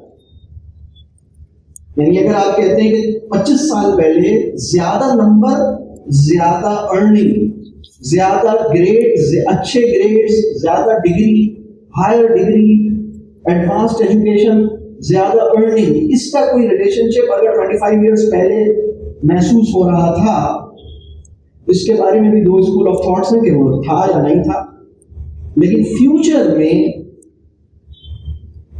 یہ بات واضح ہو رہی ہے, اس کا جو تعلق ہے وہ ختم ہونے جا رہا ہے. اس کانٹیکسٹ میں ہم اپنے بچوں پہ ٹرسٹ کرنا سیکھیں. ابھی ہم بچوں کے نمبروں پہ اعتماد کرتے ہیں, بچوں پہ اعتماد نہیں کرتے. ہم بچے کو رسپیکٹ نہیں دیتے. اچھا فلانی یونیورسٹی میں پڑھتے ہو, اب ایک دم سیدھے ہو کے تعظیم سے کھڑے ہو گئے, ایسا لگ رہا ہے جیسے نماز کے لیے ہاتھ باندھ دیے. کیا ہو گیا آپ کو؟ مطلب فلانی یونیورسٹی میں پڑھتے ہیں تو کیا ہو گیا آپ کو؟ مطلب ریلیکس. اچھا آپ تو مطلب چھٹیوں میں آئے ہوئے ہیں, آپ تو وہاں ہوتے ہیں. پھر تو اب بالکل پہلو بدل لیا, بیگم کو بھی آواز دے کے بلا لیا, یہ صاحب تو وہاں پڑھتے ہیں. کیا ہو گیا آپ کو؟ کیا ہو گیا؟ کوئی لینا دینا نہیں ہے اس بات کا فیوچر کے اندر. یہ بات سمجھ آ رہی؟ تو ہم بچے پہ ٹرسٹ کریں, ہم بچے پہ اس کے نمبروں سے زیادہ اس پہ ٹرسٹ کریں. جس چیز کی زیادہ اہمیت ہوگی وہ اس کا کریٹو پوٹینشیل اور اس کی کریٹیوٹی ہے. اس پہ جیسے اجماع ہے, یہ جیسے متفق علیہ بات ہے, تمام ویسٹرن ورلڈ کے جتنے بھی اسکالرز ہیں وہ اس بات پہ جیسے کنسنسس ہے ان کے کہ دیکھو کوئی اسکل ہم آئیڈینٹیفائی نہیں کر سکتے کہ کس پہ زیادہ فائدہ ہوگا. کریٹیوٹی ہونی چاہیے اس کے اندر, اور کریٹیوٹی بھی ہونی چاہیے اور کانفیڈنس بھی ہونا چاہیے. یہ بہت ضروری ہے. تو ہم اس بات کو سمجھیں. ہم نمبروں کے چکر میں بھاگے جا رہے ہیں, ریٹ ریس میں لگے گئے, نمبر کم نمبر زیادہ, اس کو چھوڑ دیں. یہ ایک اور یعنی موجودہ حالات میں کرنے کے کام میں یہ ہے کہ اپنی اولاد پہ ٹرسٹ کریں, ان کے کریٹو پوٹینشیل کو نرچر کیسے کیا جائے, ان کے کانفیڈنس کو جائز بنیادیں کیسے فراہم ہو سکتی ہیں. پر اس پہ ہماری بہت تفصیل ہے, بہت بڑا موضوع ہے. کانفیڈنس کی جائز شکل اور کانفیڈنس کی جائز بنیادیں کیا ہیں, یہ ہمارا تفصیلی موضوع ہے. تخلیقی جوہر یا کریٹو پوٹینشیل کیسے پیدا ہوتا ہے, کیسے نرچر ہوتا ہے, یا اس کے اندر پیدائشی موجود ہوتا ہے, لیکن کیسے ڈیولپ, کیسے نرچر ہوتا ہے اور کیسے ختم ہوتا ہے یا کیسے متاثر ہوتا ہے, اس کی بہت تفصیل ہے. اس پہ ہم کام کریں. اور یہ جیسے فیوچر میں اس کے لیے اگر آپ چاہتے ہیں کہ سروائیول دنیا میں کامیاب ہو سکے, ٹھیک ہے, یہ بھی ایک خواہش, جائز خواہش ہے, تو دنیا میں کامیاب ہونے کے لیے اس کو کانفیڈنس اور کریٹیوٹی چاہیے. اور بے وقوفی اور نادانی کے چکر میں اور حب النمبر کے چکر میں, حب الڈگری کے چکر میں یہ نقصان ہوگا کہ ہم چھوٹی چیز کی خاطر بڑی چیز کو چھوڑ دیں. بات واضح ہوگی, اس کو ہمیں سمجھنے کی ضرورت ہے, بچے پہ ٹرسٹ کریں. 5واں پوائنٹ ہے, میننگ فل لائف کے لیے ہم ایک فریم ورک دیتے ہیں, 5 ڈائمینشنز آف ریلیشن شپ. اس کی بھی بہت تفصیل ہے, میں صرف ایک مختصر عرض کرتا ہوں. اپنے ساتھ تعلق, اپنوں کے ساتھ تعلق, اپنے کے ساتھ تعلق, دوسروں کے ساتھ تعلق اور فطرت کے ساتھ تعلق. یعنی relation ship with self, relation ship with family, relation ship with God, relation ship with others, اور relation ship with nature, outer nature, environment. یہ 5 ڈائمینشنز آف ریلیشن شپ, اس کی تفصیل ہے, اس کو سمجھنے کی ضرورت ہے, اس پہ کام کرنے کی ضرورت ہے, اس فریم ورک میں اپنے آپ کو ایویلویٹ کرنے کی ضرورت ہے. اپنے ساتھ تعلق کا مطلب کیا ہے اور میں کہاں کھڑا ہوں, اپنوں کے ساتھ تعلق کا مطلب کیا ہے, ہم کہاں کھڑے ہیں, اللہ کے ساتھ تعلق کا مطلب کیا ہے اور میں کہاں کھڑا ہوں, نیچر کے ساتھ کوئی تعلق ہونا چاہیے, نہیں ہونا چاہیے, کہاں کھڑے ہیں. یہ ساری اس کی تفصیل ہے, اور میں سمجھتا ہوں کہ اس کے اوپر بہت کام کرنے کی ضرورت ہے. تو اس کی اپنی تفصیلات ہیں, اور یہ 5واں پوائنٹ ہے. اور اس میں دیکھیں, اس میں ہر ڈائمینشن کے لیے تفصیلات ہو سکتی ہیں, میں ابھی اس کی ڈیٹیل میں نہیں جا رہا, لیکن ایک بات میں کہوں گا کہ ریفلیکٹ کرنے کے لیے ٹائم نکالیں. اپنی زندگی میں مصروفیت کو کم کیجیے, فری ٹائم نکالیے, بریک لیجیے, سلو ڈاؤن کیجیے. اگر مطلب ہم اپنی زندگی کی میننگ فلنس سلو ڈاؤن کیے بغیر, بہت مشکل ہے اس کو اچیو کرنا. مطلب سلو ڈاؤن کرنا پڑے گا, رکنا پڑے گا. یہ کام کیجیے. کتنا کچرا ہم پیدا کرتے ہیں. دیکھیں, اصل پرابلم یہ نہیں ہے کہ کچرے کو ٹھکانے کیسے لگایا جائے, اصل پرابلم یہ ہے کہ اتنا کچرا پیدا کیوں ہو رہا ہے, اتنا کچرا پیدا کیوں ہو رہا ہے. آپ کو پتا ہے کتنا کچرا اس وقت دنیا میں جو ٹوٹل ویسٹ پروڈیوس ہوتا ہے, سالڈ ویسٹ, اس کو ٹریٹ کرنے کی کیپیسٹی نہیں ہے, اور اگلے 40 سالوں میں بھی بنانا مشکل ہے. اور جو گاربیج پروڈیوس ہو رہا ہے, اس کے اندر جو اضافہ ہو رہا ہے بہت زیادہ ہو رہا ہے. 40 سال پہلے ہم اتنا گاربیج پروڈیوس نہیں کرتے تھے جتنا آپ پروڈیوس کرتے ہیں.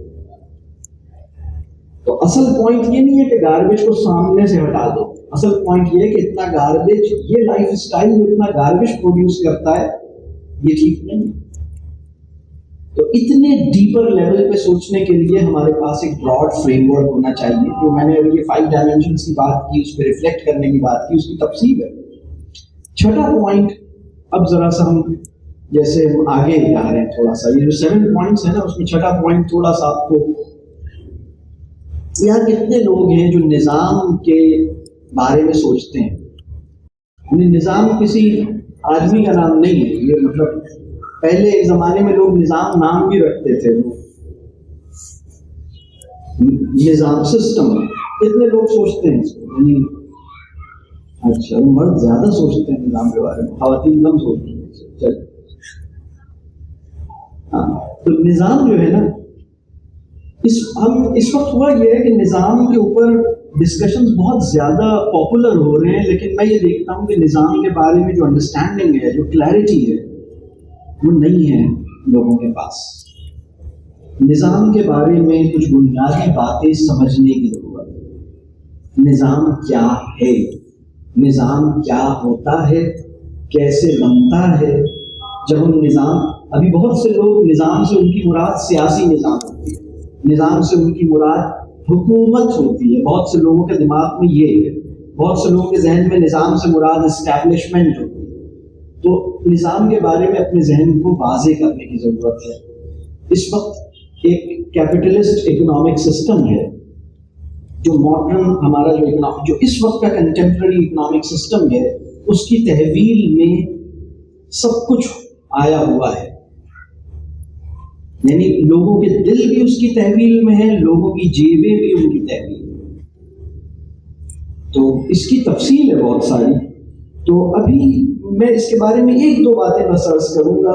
یہاں پہ ہو سکتا ہے کچھ لوگ نظام کے حوالے سے زیادہ سوچتے ہوں, میں چاہتا ہوں کہ اس پہ غور کریں. اگر ہم نظام پر سوچتے ہیں اور اس کی فکر کرتے ہیں, اور بلکہ ایک بات اس سے پہلے اور عرض کر دوں, دیکھیے نفس کے تزکیے سے لے کر نظام کی تبدیلی تک ہمارا ہورائزن اتنا بڑا ہونا چاہیے, لیکن اس میں کیا جائے اور اس میں ایکشن پوائنٹس کیا ہوں, یہ سمجھ میں آنی چاہیے. تو نظام کے حوالے سے جو لوگ بہت پریشان ہیں, فکر کرتے ہیں اس سے, کچھ لوگ سوچتے ہیں اس کو بدلنا ہے, کچھ لوگ کہتے ہیں اس کو ٹھیک کرنا ہے, کچھ لوگ کہتے ہیں اس کو ٹھیک سے چلانا ہے, کچھ لوگ کہتے ہیں اس سے نکلنا ہے, اور کچھ لوگ کہتے ہیں اس سے لڑنا ہے. اللہ جانے اس سے کیا کرنا ہے, یہ تو ایک الگ بحث ہے. جو بھی کرنا ہو, ایک بات سمجھ لیجیے, وہ آدمی جس کا نظام ہاضمہ اس نظام کی گرفت میں ہے, وہ نظام کا کچھ بھی نہیں بگاڑ سکتا. پہلی ذمہ داری مسلمان کی یہ ہے کہ اپنے نظام ہاضمہ کو نظام کی دست و برد سے محفوظ رکھا جائے. یہ بات سمجھ آ رہی؟ ہماری جو آتے ہیں نا, ان کی اسٹیبلشمنٹ ہم ہیں. اسٹیبلشمنٹ کہتے ہیں کنٹرول کرنے والی پاور کو, وہ قوتیں جن کے ہاتھ میں سب چیزوں کا کنٹرول انسانوں یعنی عالم مخلوقات میں وہ قوتیں جن کے ہاتھ میں چیزوں کا کنٹرول بہت زیادہ آ جائے, اسے اسٹیبلشمنٹ کہتے ہیں. اور اسٹیبلشمنٹ کے بارے میں ایک اور اہم بات آپ کو بتاؤں, ہر ملک میں اسٹیبلشمنٹ کی تعریف ایک نہیں ہے. Perception of establishment is different in Australia, is different in US, is different in UK, is different in Pakistan, is different in Afghanistan. تو ایک اور انٹرسٹنگ بات, ہماری آنتوں پر ہمارے اختیار, ہماری آنتیں ہمارے اختیار کے ہاتھوں میں, ہمارے اختیار سے, یعنی میری آنتیں اس وقت سسک رہی ہیں یا خوش ہیں یا مطمئن, آسودہ ہیں یا مشکل میں ہیں, جل رہی ہیں, ایسیڈک ہو گئی ہیں, الکلائن ہو گئی ہیں. بات سمجھ آ رہی؟ امام غزالی کا ایک بڑا خوبصورت جملہ, وہ کہتے ہیں کہ شکم جو ہے نا, وہ شہوات کا مرکز ہے. ہم نے اپنے مرکز کو حوالے کر رکھا. تو ایک نظام کے اندر آپ سمجھیے, یہ نظام ہے نا, یہ کوئی حقیقت واحد نہیں ہے. مطلب ایسا نہیں ہے کہ نظام کوئی منفرد چیز ہے, نظام کوئی سنگولر اینٹی, ایسا نہیں ہے. نظام جو ہے وہ مجموعہ نظامات کو نظام کہتے ہیں, جس کا ایک ڈائمنشن پولیٹیکل ہوتا ہے, لیکن نظام جو ہے وہ سوشل لیول پر, یعنی ہمارا ایک نظام تعلیم ہے, ہمارا ایک نظام خوراک ہے, ہمارا ایک نظام معالجہ ہے, ہمارا ایک نظام قانون, یعنی یہ لیجسلیشن کا ایک پورا مطلب باڈی ہے ہماری, جو ہے وہ مطلب جسے ہم مقننہ اور عدلیہ ہے، ہماری جو ہے وہ حکومت ہے، سیاست ہے، ان سب چیزوں کا جو کوآرڈینیشن اور ان سب کا آپس کے اندر جو مربوط ہو جانا ہے، اس سے وہ نظام پیدا ہوتا ہے. اور اس کے اندر جو سینٹرل انجن ہے وہ اکنامک سسٹم ہے. تو یہ بات میں اس لیے کہہ رہا ہوں کہ بہت سے لوگ نا مطلب نظام کو للکار رہے ہیں، نظام سے لڑنے کی بات کر رہے ہیں، لیکن ان کا نظام ہاضمہ بھی نظام سے محفوظ نہیں.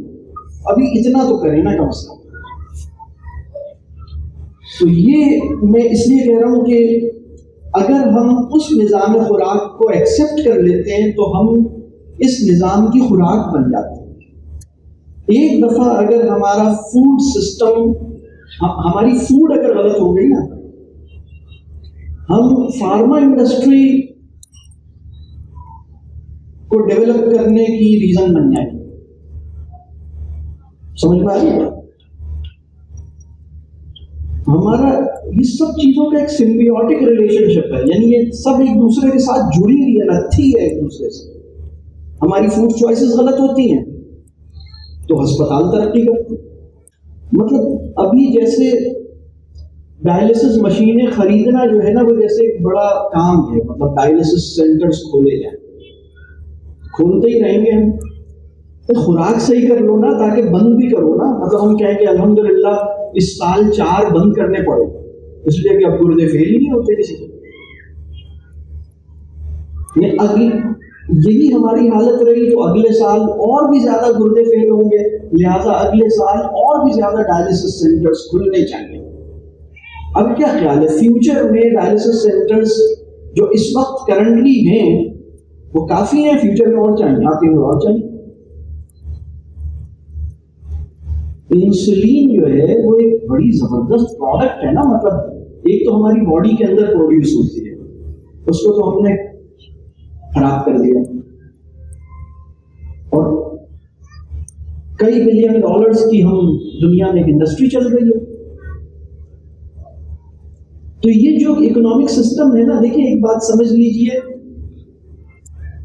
خواہشات نفس کے ایندھن سے سرمایہ دار جدید معاشی سرمایہ دارانہ نظام کا جو انجن ہے وہ خواہشات نفس کے ایندھن سے چلتا ہے. گلاب جامن کا عشق، انسولین کی ترقی، کولڈ ڈرنک کا شوق، جوڑوں کا درد، اونچی سینڈل لینے کا شوق، کمر کا درد جڑا ہوا ہے. اوور ایٹنگ، نی ریپلیسمنٹ کی فلرشنگ انڈسٹری. نی ریپلیسمنٹ تو کرانا ہی ہوگا نا. مطلب اتنے پیسے تو کما لوں نا کہ نی ریپلیسمنٹ، مطلب یا تو انشورنس لے لوں، میڈیکل کور ہو جائے میرا، تاکہ نی ریپلیس، کیونکہ میری حرکتیں تو صحیح نہیں ہوں تو گھٹنے تو میں نے ٹیک نہیں ہیں. لٹرل سینس میں مسلم امہ نے گھٹنے ٹیک دیے ہیں اس کے نیز کو. یعنی وہ قوم جس کی نیز کی ریپلیسمنٹ ہو رہی ہے وہ کیا کرے گی، کہاں لڑے گی، کچھ کر سکتی ہے؟ مسئلہ سمجھ میں آ رہا ہے؟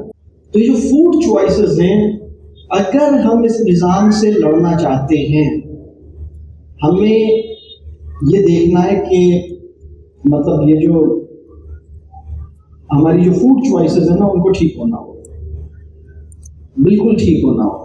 ابھی تو ہم نے اپنے آپ کو ٹھیک نہیں کیا، ہم نے میڈیکل اسٹور کا نام رکھ دیا طیب میڈیکوز اور طیب سویٹس. یہ ہم نے کیا یا نہیں کیا؟ تو اس میں طیب کیا ہے بھائی؟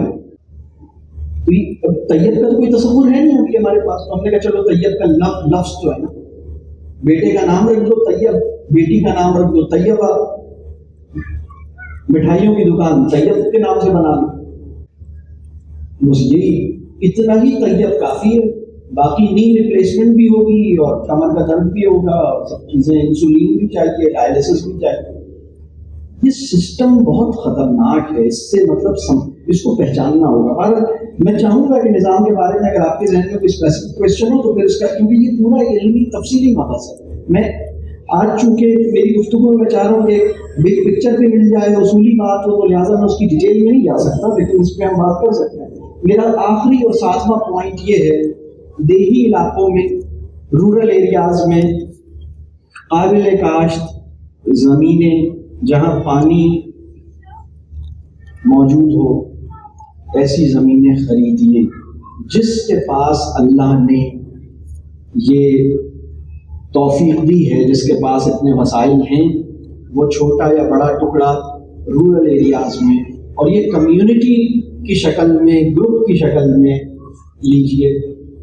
اور اسی طرح کمیونٹی آپ کے جو جاننے والے ہیں نا, کوشش کیجئے کہ آپ قریب رہیں. بہت سے لوگ یہ کوشچن کرتے ہیں کہ ہم اپنی اولاد کو باہر بھیج دیں.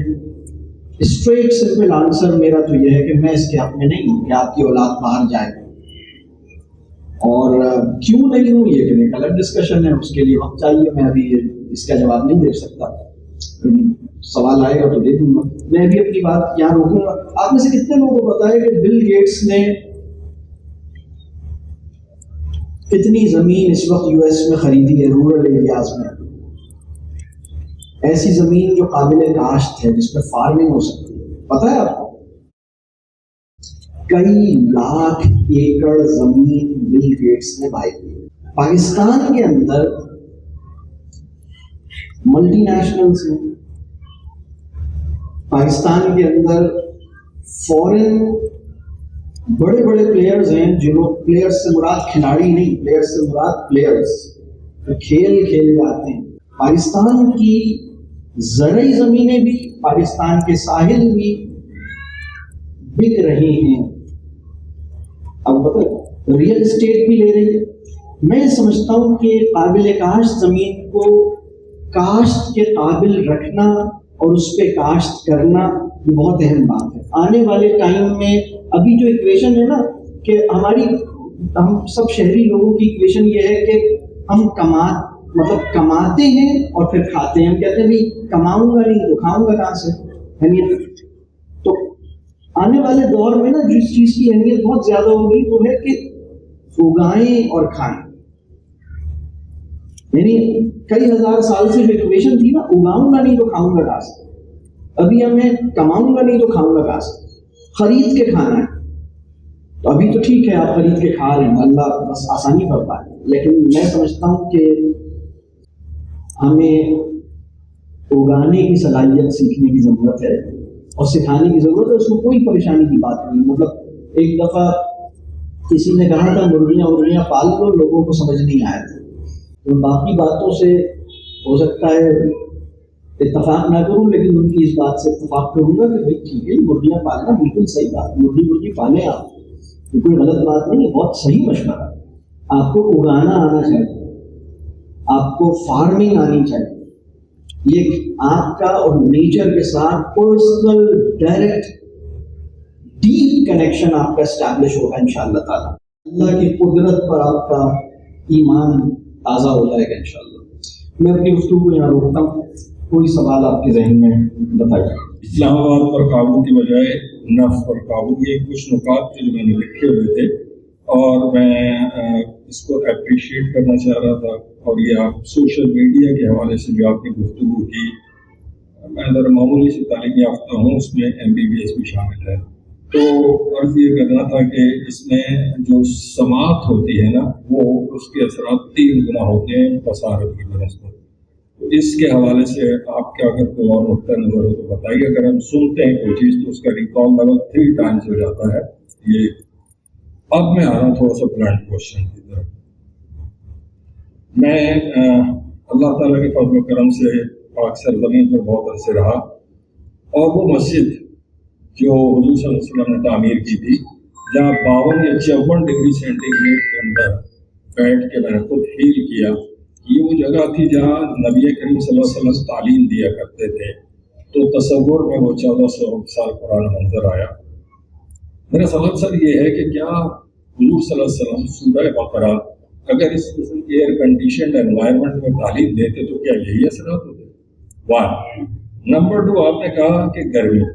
میرا اس پہ کنسرن یہ ہے کہ 1979 میں جب میں بچہ تھا, اب بوڑھا ہو گیا ہوں 60 سال سے تھوڑا اوپر, اب 70 سمجھ لیں, 1979 میں 47 ڈگری سینٹی گریڈ ٹیمپریچر تھا. اور ہسٹری میں کراچی میں ہائیسٹ ٹیمپریچر جو پڑا ہے 1938 میں پڑا ہے, 47.8 تک گیا ہے. دیٹ از دا انگریزوں کے دور.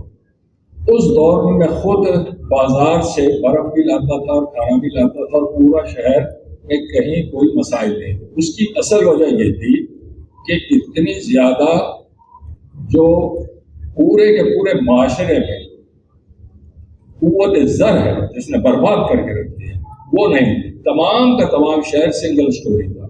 اور میں آپ کو یقین سے دلاتا ہوں آج بھی اگر سنگل سٹوری کر دیا جائے تو اسی گرمی میں ہم بیٹھ کے کر سکتے ہیں.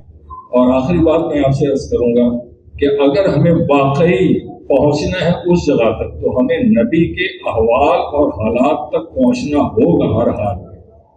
وہ کیا ہے؟ وہ اسی پسینوں میں بیٹھ کے ہمیں سورہ پڑھنے ہوں گی, اسی طریقے سے پڑھنی ہوں گی. اگر ہم اس طریقے سے پیٹ بھر کے بیٹھیں گے تو ہم پر کچھ نہیں اثر ہونے والا.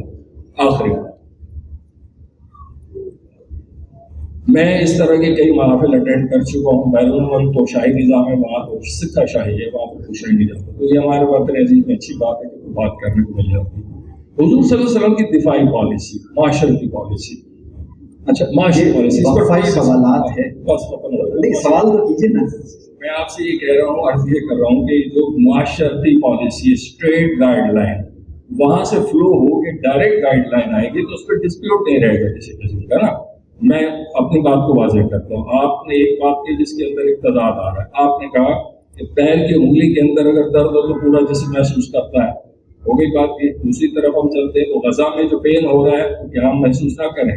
اگر ہم محسوس کرتے ہیں تو آپ نے اس کا علاج بتایا کہ تصویر نہ دیکھو, کم سے کم سنو. تو کنیکشن ٹوٹ گیا نا, بیچ ٹوٹ گیا. اس کنیکشن کو ہم کیسے جوڑیں گے؟ ٹھیک ہے, ٹھیک, بہت شکریہ. دو تین باتیں میں عرض کر دوں. میں اس مجلس میں تو مجھے اندازہ ہے کہ بھائی یہاں پر اتنا بڑا مجمع ہے اور ہم اسی ماحول کے اندر سننے اور بات کرنے کے فیسیلیٹیشن کے لیے جو ضروری انتظام ہے وہ ہمیں کرنا ہے, اور وہ اسی وجہ سے ہم نے اس مجلس کو اس طرح رکھا ہے. لیکن میں ذاتی طور پہ ایک گاؤں میں رہتا ہوں. میں کراچی سے منتقل ہو چکا ہوں, یہ 4تھا سال ہے. تو مجھے یہ مناسب نہیں لگتا کہ میں اپنی ذاتی زندگی کے بارے میں چیزیں زیادہ عرض کروں. لیکن آپ کبھی ہمارے گاؤں تشریف لائیے تو وہاں جو ہماری چھوٹی سی بیٹھک ہے اور ہمارا جو مسجد ہے اور اسی کے اندر ہم نے ٹریننگ ہال بھی بنایا ہوا ہے, وہاں پہ بھی چھوٹے چھوٹے سیمینارز ہوتے ہیں. بعض اوقات تو پنکھا چلانے کی ضرورت نہیں پڑتی, پنکھا البتہ لگا ہوا ہے, اے سی نہیں ہے وہاں. دوسری بات میں یہ عرض کر رہا ہوں کہ ایک چیز ہے کسی اصول کو اپنی ذات پر اس کا اطلاق پوری طرح کرنا, لیکن ہماری زندگی میں وہ معاملہ جہاں میرے ساتھ اور لوگ موجود ہیں وہ سختی اور وہ اطلاق جو مجھے اپنی ذات پر کرنا ہے وہ جبری طور پر 500 یا 800 لوگوں پہ کیا جائے وہ مناسب نہیں ہے. اور یہ بات بالکل ٹھیک ہے, اور اس میں تو کوئی رسول اللہ صلی اللہ علیہ وسلم کی مجلس میں جنہوں نے بھی سورہ بقرہ کسی بھی ماحول میں, چاہے وہ گرمی میں سنی یا سردی میں سنی یا کسی بھی سفر میں سنی یا قیام میں سنی, وہ اثر تو خیر کبھی کسی کا بھی نہیں پیدا ہو سکتا. وہ تو بہرحال بہت بڑی مطلب ایک بہت ہی اوپر کی بات ہے. لیکن یہ کہ کلام الہی کی تلاوت جہاں بھی جس ماحول میں ہوگی کچھ نہ کچھ اثر تو اس کا پیدا ہوگا. لیکن یہ ہمارے دل میں تمنا ہونی چاہیے کہ کاش ہمارے قلب پر اللہ کرے کہ اس جیسا اثر پیدا ہو جائے. یہ خواہش ہمارے دل میں زندہ رہنی چاہیے. تو بہت ساری باتیں تھیں. باقی وہ جو غزہ کی صورتحال تھی, میں نے آپ سے عرض کیا کہ آج کی گفتگو میں چونکہ یہ مجموعی گفتگو اور اصولی گفتگو تھی تو ایک ایک چیز کی تفصیل میں شاید ہم نہیں جا سکے. غزہ کی صورتحال میں میرا تفصیلی لیکچر ہے, کوئی 1.5 گھنٹے کا لیکچر ہے جس میں غزہ کی صورتحال اور ہمارے کرنے کے کام, جس میں میں نے پوری فہرست درج کی ہے. اور یہ بات صحیح ہے, ہمارا کاربن فٹ پرنٹ انڈیویجول اور فیملی لیول پر ہمیں اس کے اوپر کریٹیکل ہونا چاہیے کہ میری زندگی کا جو کاربن یعنی جتنے کاربن ایمیشنز میری زندگی میں میرے لائف اسٹائل کی وجہ سے ہو رہے ہیں میں اس کو ٹھیک کروں. تو یہ بات بالکل ٹھیک ہے. مطلب اس سے مجھے ایسا محسوس ہوا کہ جیسے آپ ناراض ہیں. ناراض تو نہیں ہے نا, ناراض تو نہیں ہے نا, مطلب صرف سوال, کیونکہ سوال اس میں نے تلاش کیا تو تلاش کرنے میں جو سوال میری سمجھ میں آیا اس کا میں نے جواب دیا. باقی اللہ تعالیٰ آپ کو اجر دے. ایک سوال ہم کسی خاتون سے لیں گے. مجھے یہ سمجھ میں نہیں آ رہا کہ پاکستانیوں کا سیوک سینس اتنا لو کیوں ہے. جیسے باقی جگہوں پہ مسلم اور نان مسلم کنٹریز میں نے دیکھا کہ ویلفیئر کا کام بھی ہے, سچائی ہے, ایمانداری ہے. लोग वक्त पे ऑफिस जाते हैं, वक्त पे बाहर निकलते हैं. हर शख्स, चाहे वो लोहार हो, चाहे वो डॉक्टर हो, इंजीनियर, चाहे वो कम से कम ज़्यादा से ज़्यादा लेवल मैकडॉनल्ड में काम करे, वक्त पे जाएगा, वक्त पे आएगा, सफाई का ख्याल रखेगा. हर चीज़ की स्टैंडर्ड्स हैं, हर चीज़ के प्रोटोकॉल्स हैं, पॉलिसीज हैं, और मनोअन हर शख्स फॉलो कर रहा है. बेशक वहाँ पे कोई देखने वाला नहीं है, सुनने वाला नहीं है, नाइट ड्यूटीज हो रही हैं, लेकिन ऐसा काम, चाहे डॉक्टर्स की बात हो, चाहे किसी की भी बात हो, हर शख्स अपने काम में लगा हुआ है. उनको बाज़ लोग तो अल्लाह पे भी यकीन नहीं रखते, ईथिस्ट हो के भी, लेकिन अपने काम में इतने सही क्यों हैं? और जब हम अल्लाह पे यकीन रखते हैं, हमें पता है कि अल्लाह का CCTV हमें देख रहा है 24 घंटे, तो हम क्यों इस तरह से करते हैं? जो पाकिस्तान का हाल है, अब मुझे लगता है कि फर्स्ट वर्ल्ड से थर्ड वर्ल्ड आने के बाद अब ये तो थर्ड वर्ल्ड भी नहीं रहा, ये तो सिक्स वर्ल्ड मुझे लग रहा है. तो आप मुझे बताएं कि क्या वजह है? ठीक है, तशरीफ रखिए, बहुत शुक्रिया. दो बातें समझिए. किसी भी माशरे को नेकी पे चलाने और बुराई से बचाने का जो पहला इंतज़ाम है वो हिदायत नहीं. हिदायत कहते हैं कुरान, हदीस, सीरा, वही. मेरी बात गौर से सुनिएगा. किसी भी माशरे को नेकी पे चलाने और गुनाह से बचाने, बुराई से बचाने का जो पहला इंतज़ाम वो कुरान, हदीस, वही, सीरा ये नहीं है, ये दूसरा इंतज़ाम. पहले मरहले पर इसका बंदोबस्त, यानी अल्लाह ने एक बंदोबस्त किया है इंसानों को नेकी पे, खैर पे चलाया जाए और उन्हें गलत हरकतों से बचाया जाए, बुरे कामों से बचाया जाए. इसका जो पहला इंतज़ाम अल्लाह ने किया है उसका नाम है फितरत, नूर फितरत. ठीक है, एक फितरत. और फिर इंसान अपनी फितरत से भरपूर इस्तिफादा करे और नेकी पे मज़ीद चले, नेकी की तफसील में जाए, बुराइयों से और बचे और इसको और अच्छी तरह से करे और इस काम को और मतलब ये काम बिल्कुल महफूज हो जाए. उस अरेंजमेंट का नाम है हिदायत. हमें फितरत हमारे लिए काफ़ी नहीं, इसलिए हमें हिदायत की भी ज़रूरत है. हिदायत की ज़रूरत हमें अलग है, लेकिन फितरत यानी मिसाल के तौर पर अगर कोई इंसान ऐसा हो जिसको ना किसी नबी ने, कोई अंबिया की कोई तालीम नहीं पहुंची, फिर भी उसे पता है कि कत्ल बुरी चीज़ है, अंबिया की तालीम नहीं पहुंची. यानी दुनिया में बहुत से लोग हैं ना जिन्हें हो सकता है कोई कुरान, हदीस, नबी, अंबिया अलैहिस्सलाम की कोई तालीम ना पहुंची हो, फिर भी उन्हें पता है कि मोहब्बत, मदद करना, माफ़ करने की कैपेसिटी अल्लाह के इनकारियों में भी है, तो अल्लाह के मानने वालों में तो नहीं.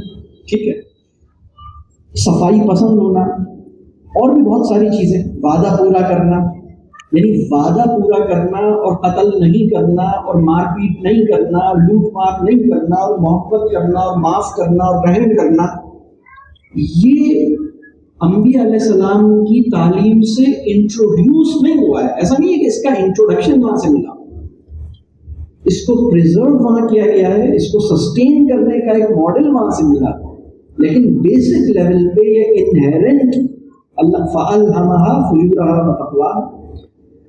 अब पॉइंट ये है कि वो माशरा जहाँ इंसानों की रिस्पेक्ट की जाएगी, इज्जत नफ्स अनकंडीशनली प्रोटेक्टेड होगी, वहाँ इंसान नूर फितरत से इस्तिफादा कर सकेगा, फितरत की खैर पर आमिल और उसका हामिल रह सकेगा. लेकिन अगर इंसानों की तज़लील की जाए, इंसानों को यानी जो दूसरा मामला है जिसमें इंसानों के साथ, चाहे वो एजुकेशन के अंदर की जाए, उन्हें एम्बैरस किया जाए, उन्हें ह्यूमिलिएट किया जाए, मसला समझ में आ रहा है?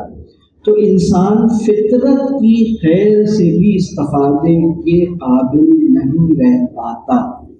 वेस्टर्न सोसाइटीज़ में भी फितरत की खैर के काबिल रहने के लिए सिर्फ यही नहीं है कि रिस्पेक्ट मिले, ट्रस्ट भी मिले, और फिर डीपर लेवल पर अपनों की तरफ से रिस्पेक्ट, ट्रस्ट और मोहब्बत मिले. तो वेस्टर्न सोसाइटी में जो खैर नज़र आती है उसकी एक वजह यह है कि वहाँ जनरली आउटर सोसाइटी में रिस्पेक्ट प्रोटेक्टेड है. कोई किसी को थप्पड़ मारपीट ऐसे आसानी से नहीं कर सकता, कोई किसी के साथ बदतमीजी ऐसे आसानी से नहीं कर सकता. لیکن ایک محبت ہے، ایک اپنائیت ہے، ایک تعلق ہے جو باپ اور ماں اور بیوی اور شوہر کی طرف سے انسانوں کو ملنا چاہیے. اس سوسائٹی میں وہاں وہ مسنگ ہے، کمزور ہے یا اچھا ہے، کیا سمجھتے ہیں؟ اس کے نتیجے میں فطرت سے ایک الجھنے کا رجحان بھی سوسائٹی میں موجود ہے. مثال کے طور پر جو سوسائڈل انٹینشنز ہیں ڈیولپڈ کنٹریز کی، جو ڈپریشن کا ریٹ ہے ڈیولپڈ کنٹریز کا، اپنے آپ کو ہارم پہنچانا ہے ڈیولپڈ کنٹریز کا، لونلینس ہے، ڈپریشن ہے، فرسٹریشن ہے، اینگزائٹی، وہ بھی ایک اپنے کمال پر. تو یہ بات ٹھیک ہے کہ سوشل یعنی ایک آؤٹر سوسائٹی میں جہاں لوگوں کو یہ پتا ہے کہ کوئی ہمیں بدتمیزی نہیں کرے گا، کوئی مجھے انسلٹنگ نہیں ہوگا، نہ پولیس والا نہ کوئی اور، بات واضح ہوئی. تو وہاں ایک یعنی اس سینس آف سیکیورٹی یعنی جس درجے پر بھی وہ احساس تحفظ اسے مل سکا ہے، اس کے نتیجے میں ایک فائدہ ضرور ہوا. پھر ایک اور یعنی اخلاقی کمال ہے جو نظام کی گرفت کی وجہ سے بھی پیدا ہوا. یعنی وہاں جو چیزیں ٹھیک ہیں اس میں کچھ ہاتھ، یعنی اگر ہم یہ کہیں ویسٹرن سوسائٹیز میں یہ بات ٹھیک ہے، ویسٹرن سوسائٹیز کو ایک اخلاقی برتری حاصل ہو گئی ہے مسلم معاشرے پر، یہ بات واضح ہوئی.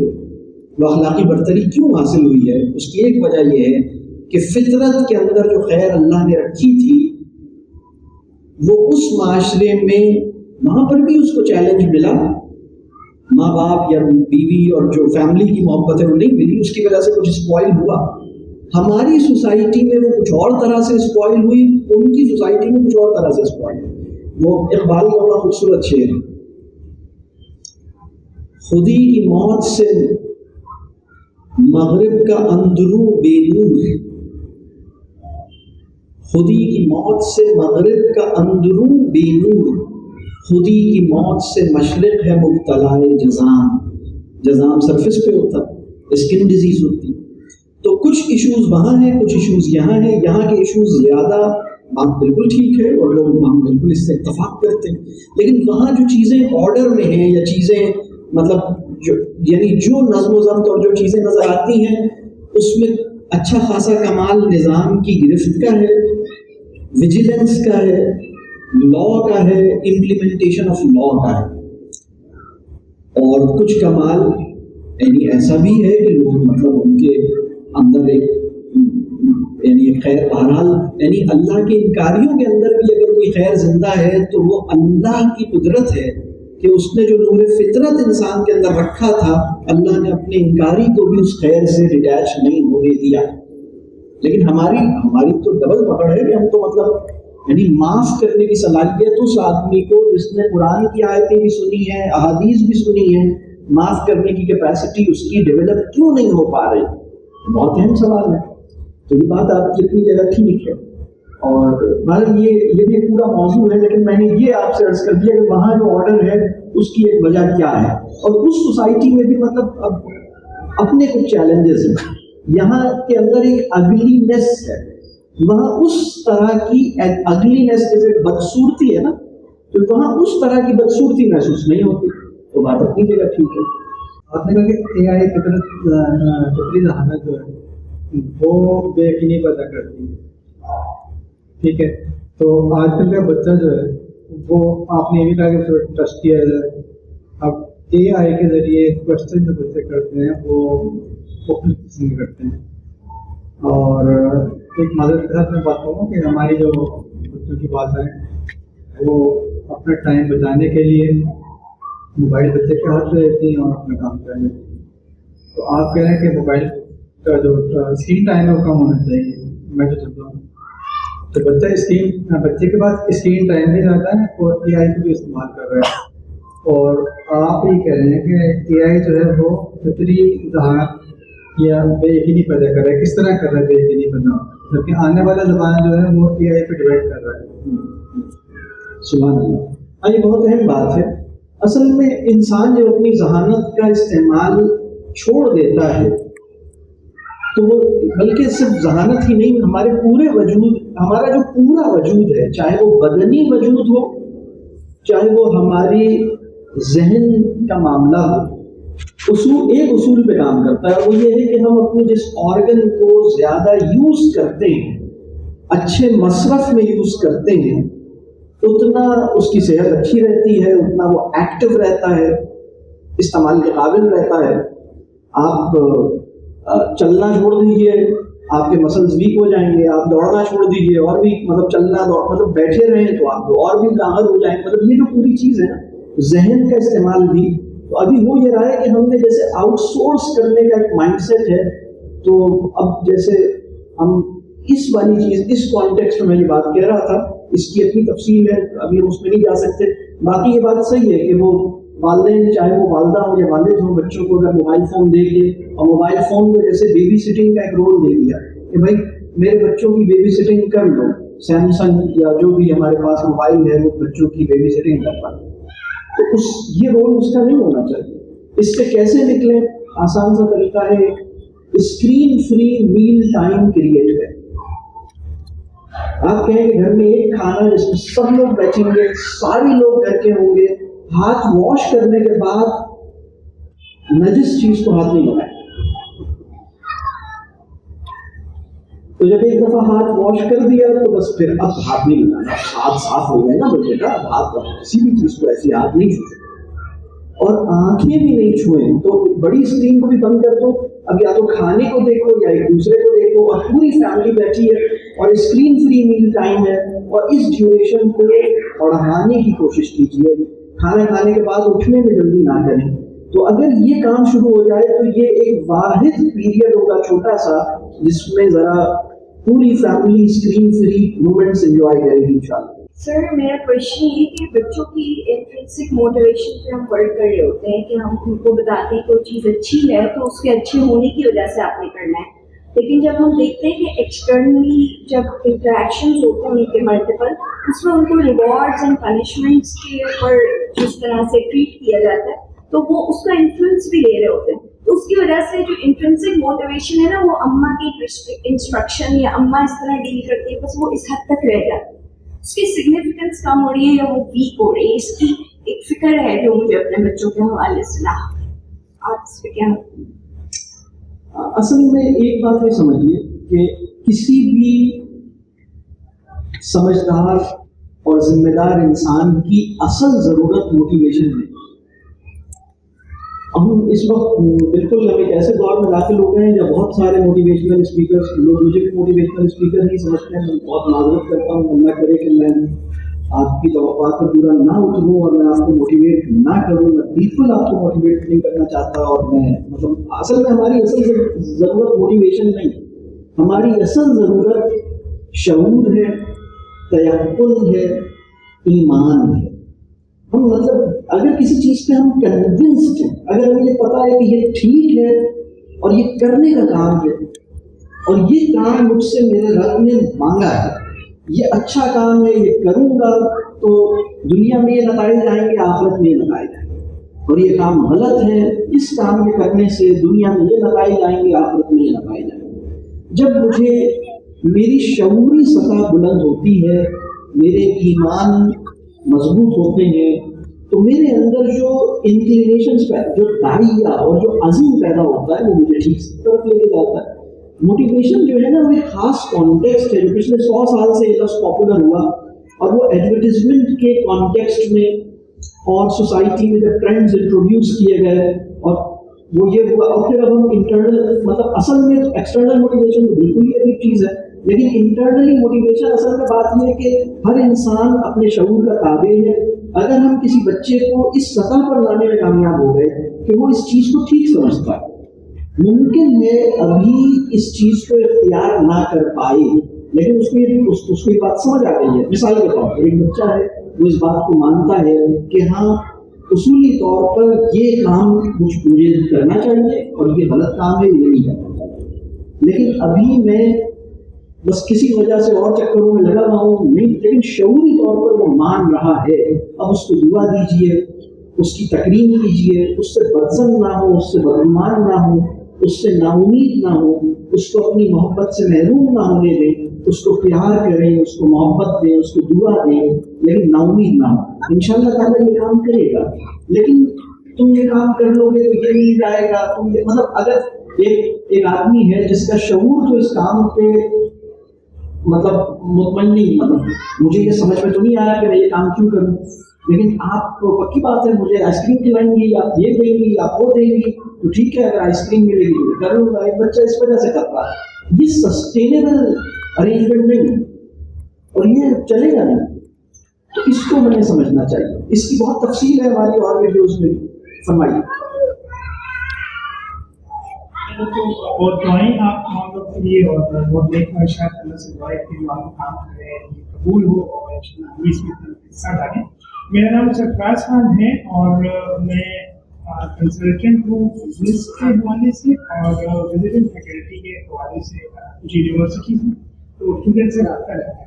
आज मैं एक अपनी अहलियत के साथ आया हूँ, उनकी फिक्र और मेहनत की वजह से हम अपने बच्चों को इसको हिफ्ज़ के ट्रैक में ला चुके हैं।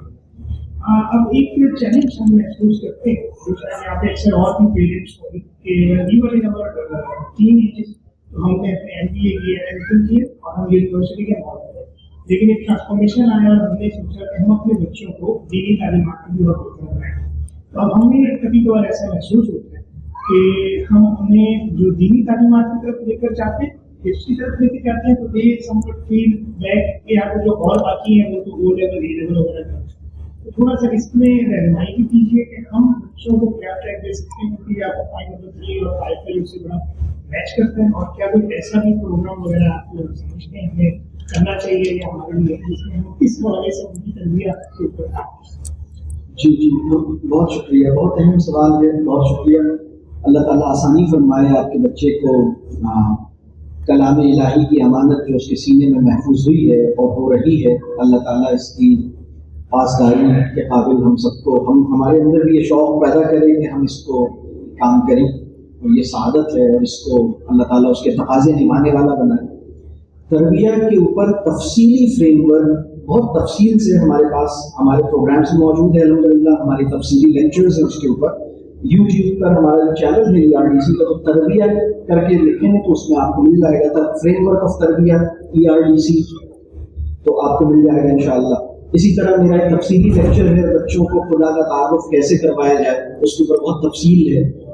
हिफ्ज़ कुरान करीम और बच्चों की नफ्सियात, इसके ऊपर तफसीली प्रोग्राम है हमारा, तो इसके ऊपर कई लेक्चर्स हैं, बहुत तफसीली लेक्चर्स हैं। उलमाए कराम की खिदमत में इन मौज़ूआत के ऊपर तफसीली गुफ्तगूएं और उसमें सवाल जवाब भी मौजूद है, वो मौजूद है, तो उसमें इंशाअल्लाह ताला आपको मिलेगा।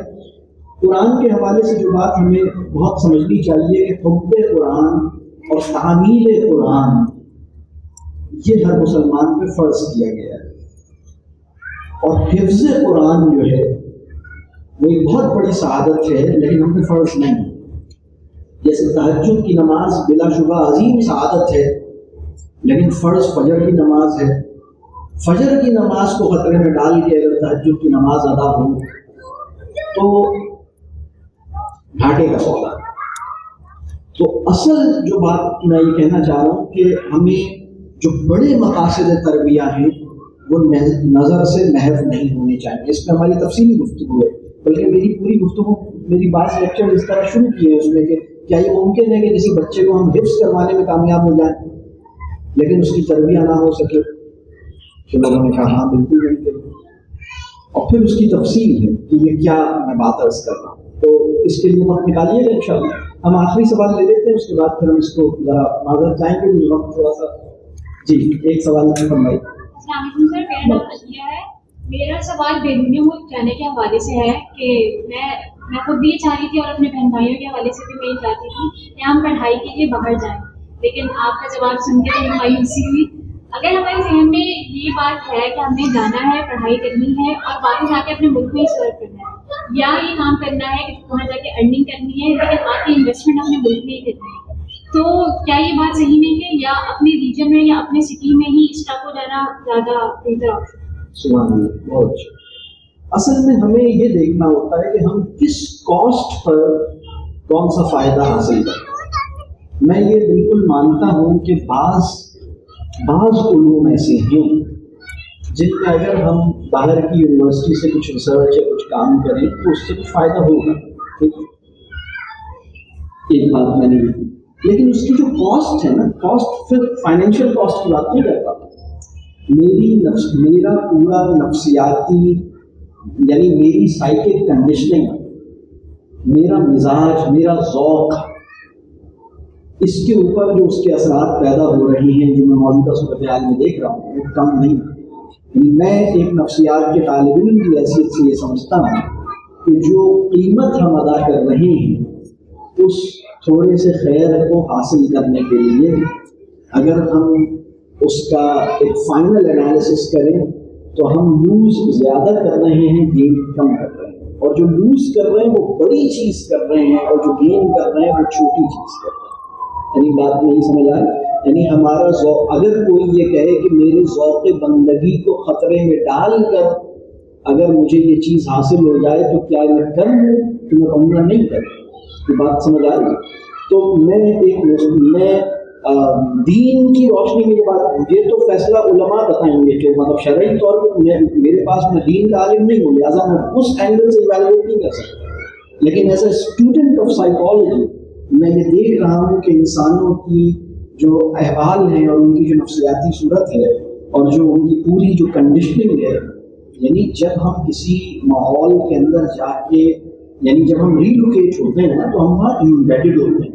مطلب یہ کوئی معمولی، میں آپ کو بتاؤں، میں ابھی ایک گاؤں میں ہوں، ہم نے بعض پودے ٹرانسپلانٹ کیے ایک جگہ سے دوسری جگہ، تو اس جگہ سے دوسری جگہ جب ہم نے پودوں کو ٹرانسپلانٹ کیا تو نئے انوائرمنٹ کے اثرات ایسے تھے کہ وہی پودا جب وہاں پر کسی اور طرح بہیو کر رہا تھا، یہاں کسی اور طرح بہیو کر رہا تھا۔ بات سمجھ آ رہی ہے؟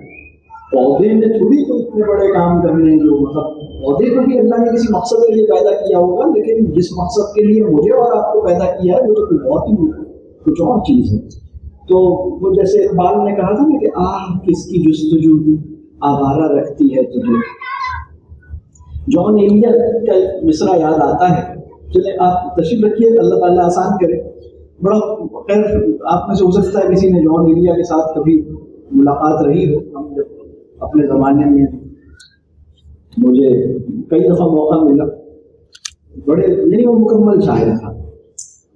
ایک شعر جیسے وہ اس کا ایک مصرع ہے نا کہ صرف زندہ رہے تو مر جائیں گے، مطلب بے دلی کیا یوں ہی دن گزر جائیں گے، صرف زندہ رہے تو مر جائیں گے، صرف زندہ رہے ہم تو مر جائیں گے۔ اس کا مطلب یہ ہے کہ اگر صرف جسم اور جسمانیات کی سطح پر ہماری بایولوجیکل ایگزسٹنس ہی اگر چلتی رہی، اگر ہم اپنی اکنامک نیڈس کی خاطر بھی زندگی گزارتے رہے تو ہمارا نام بھی نہیں ملے گا۔ بات سمجھ آ رہی ہے؟ بس ہم پھر وہ قومیں جو زندہ رہتی ہیں مرنے کے بعد بھی، وہ ہوتی ہیں جو کسی غیر مادی اپنے سے، اپنی ذات سے بلند کسی مقصد کی خاطر اپنے آپ کو کھپانے میں کامیاب ہوتی ہیں۔ تو جان ایلیا اپنی موجودہ صورتحال میں کہہ رہے ہیں کہ مطلب بے دلی کیا یوں ہی دن گزر جائیں گے، صرف زندہ رہے ہم تو مر جائیں گے۔ اللہ تعالیٰ ہمیں، ہمارے استاد صاحب ہمارے بزرگ ہیں، وہ فرماتے ہیں کہ مسلمان کی ایک ذمہ داری یہ ہے کہ وہ اپنی آخری سانس تک زندہ رہے۔ تو اللہ ہمیں اس طرح زندگی گزارنے والا بنائے اور وہ گزارنے کی توفیق دے جیسے کہ اس کا حق ہے۔ اللہ تعالیٰ مجھے اور آپ کو عمل کی توفیق دے، ہماری اولادوں کو ہمارے اپنے صدقہ جاریہ بنائے۔ رب کریم مسلمانوں کی مدد فرمائے۔ مسلم امت کی جو حالت ہے اللہ تعالیٰ مسلمانوں کی مدد کرے، غزہ کے مسلمانوں کی مدد کرے، ان مسلمانوں کی مدد کرے جو غزہ کے مسلمانوں کی مدد کرتے ہیں۔ اللہ تعالیٰ ہم سے جو غفلت ہوئی ہے نفس کے غلبے کی وجہ سے، علم کی کمی کی وجہ سے، اس پہ ہمیں معاف کر دے، ہمیں اپنی اصلاح کی سچی فکر عطا کرے، ہمیں سچی توبہ کی توفیق دے، ہمارے گھر کے ہر انسان کو ہماری آنکھوں کی ٹھنڈک بنائے، ہمیں اپنے گھر کے ہر آدمی کی آنکھوں کی ٹھنڈک بنائے، ہماری اولاد کو ہمارے حق میں صدقہ جاریہ بنائے، ہمیں اپنے والدین کے حق میں صدقہ جاریہ بنائے۔ رب کریم مسلمانوں کو جو کھویا ہوا مقام ہے اللہ تعالیٰ ہمیں معاف کر دے، ہمیں وہ ہمارا کھویا ہوا مقام لوٹا دے، ہمیں ہدایت عطا فرمائے۔ تو آپ سب سے دعاؤں کی درخواست ہے دنیا میں جہاں کہیں بھی اچھا کام ہو رہا ہے اللہ تعالیٰ ان کی مدد فرمائے اور اس سے کوئی خیر پیدا کرے. تو آپ کا بہت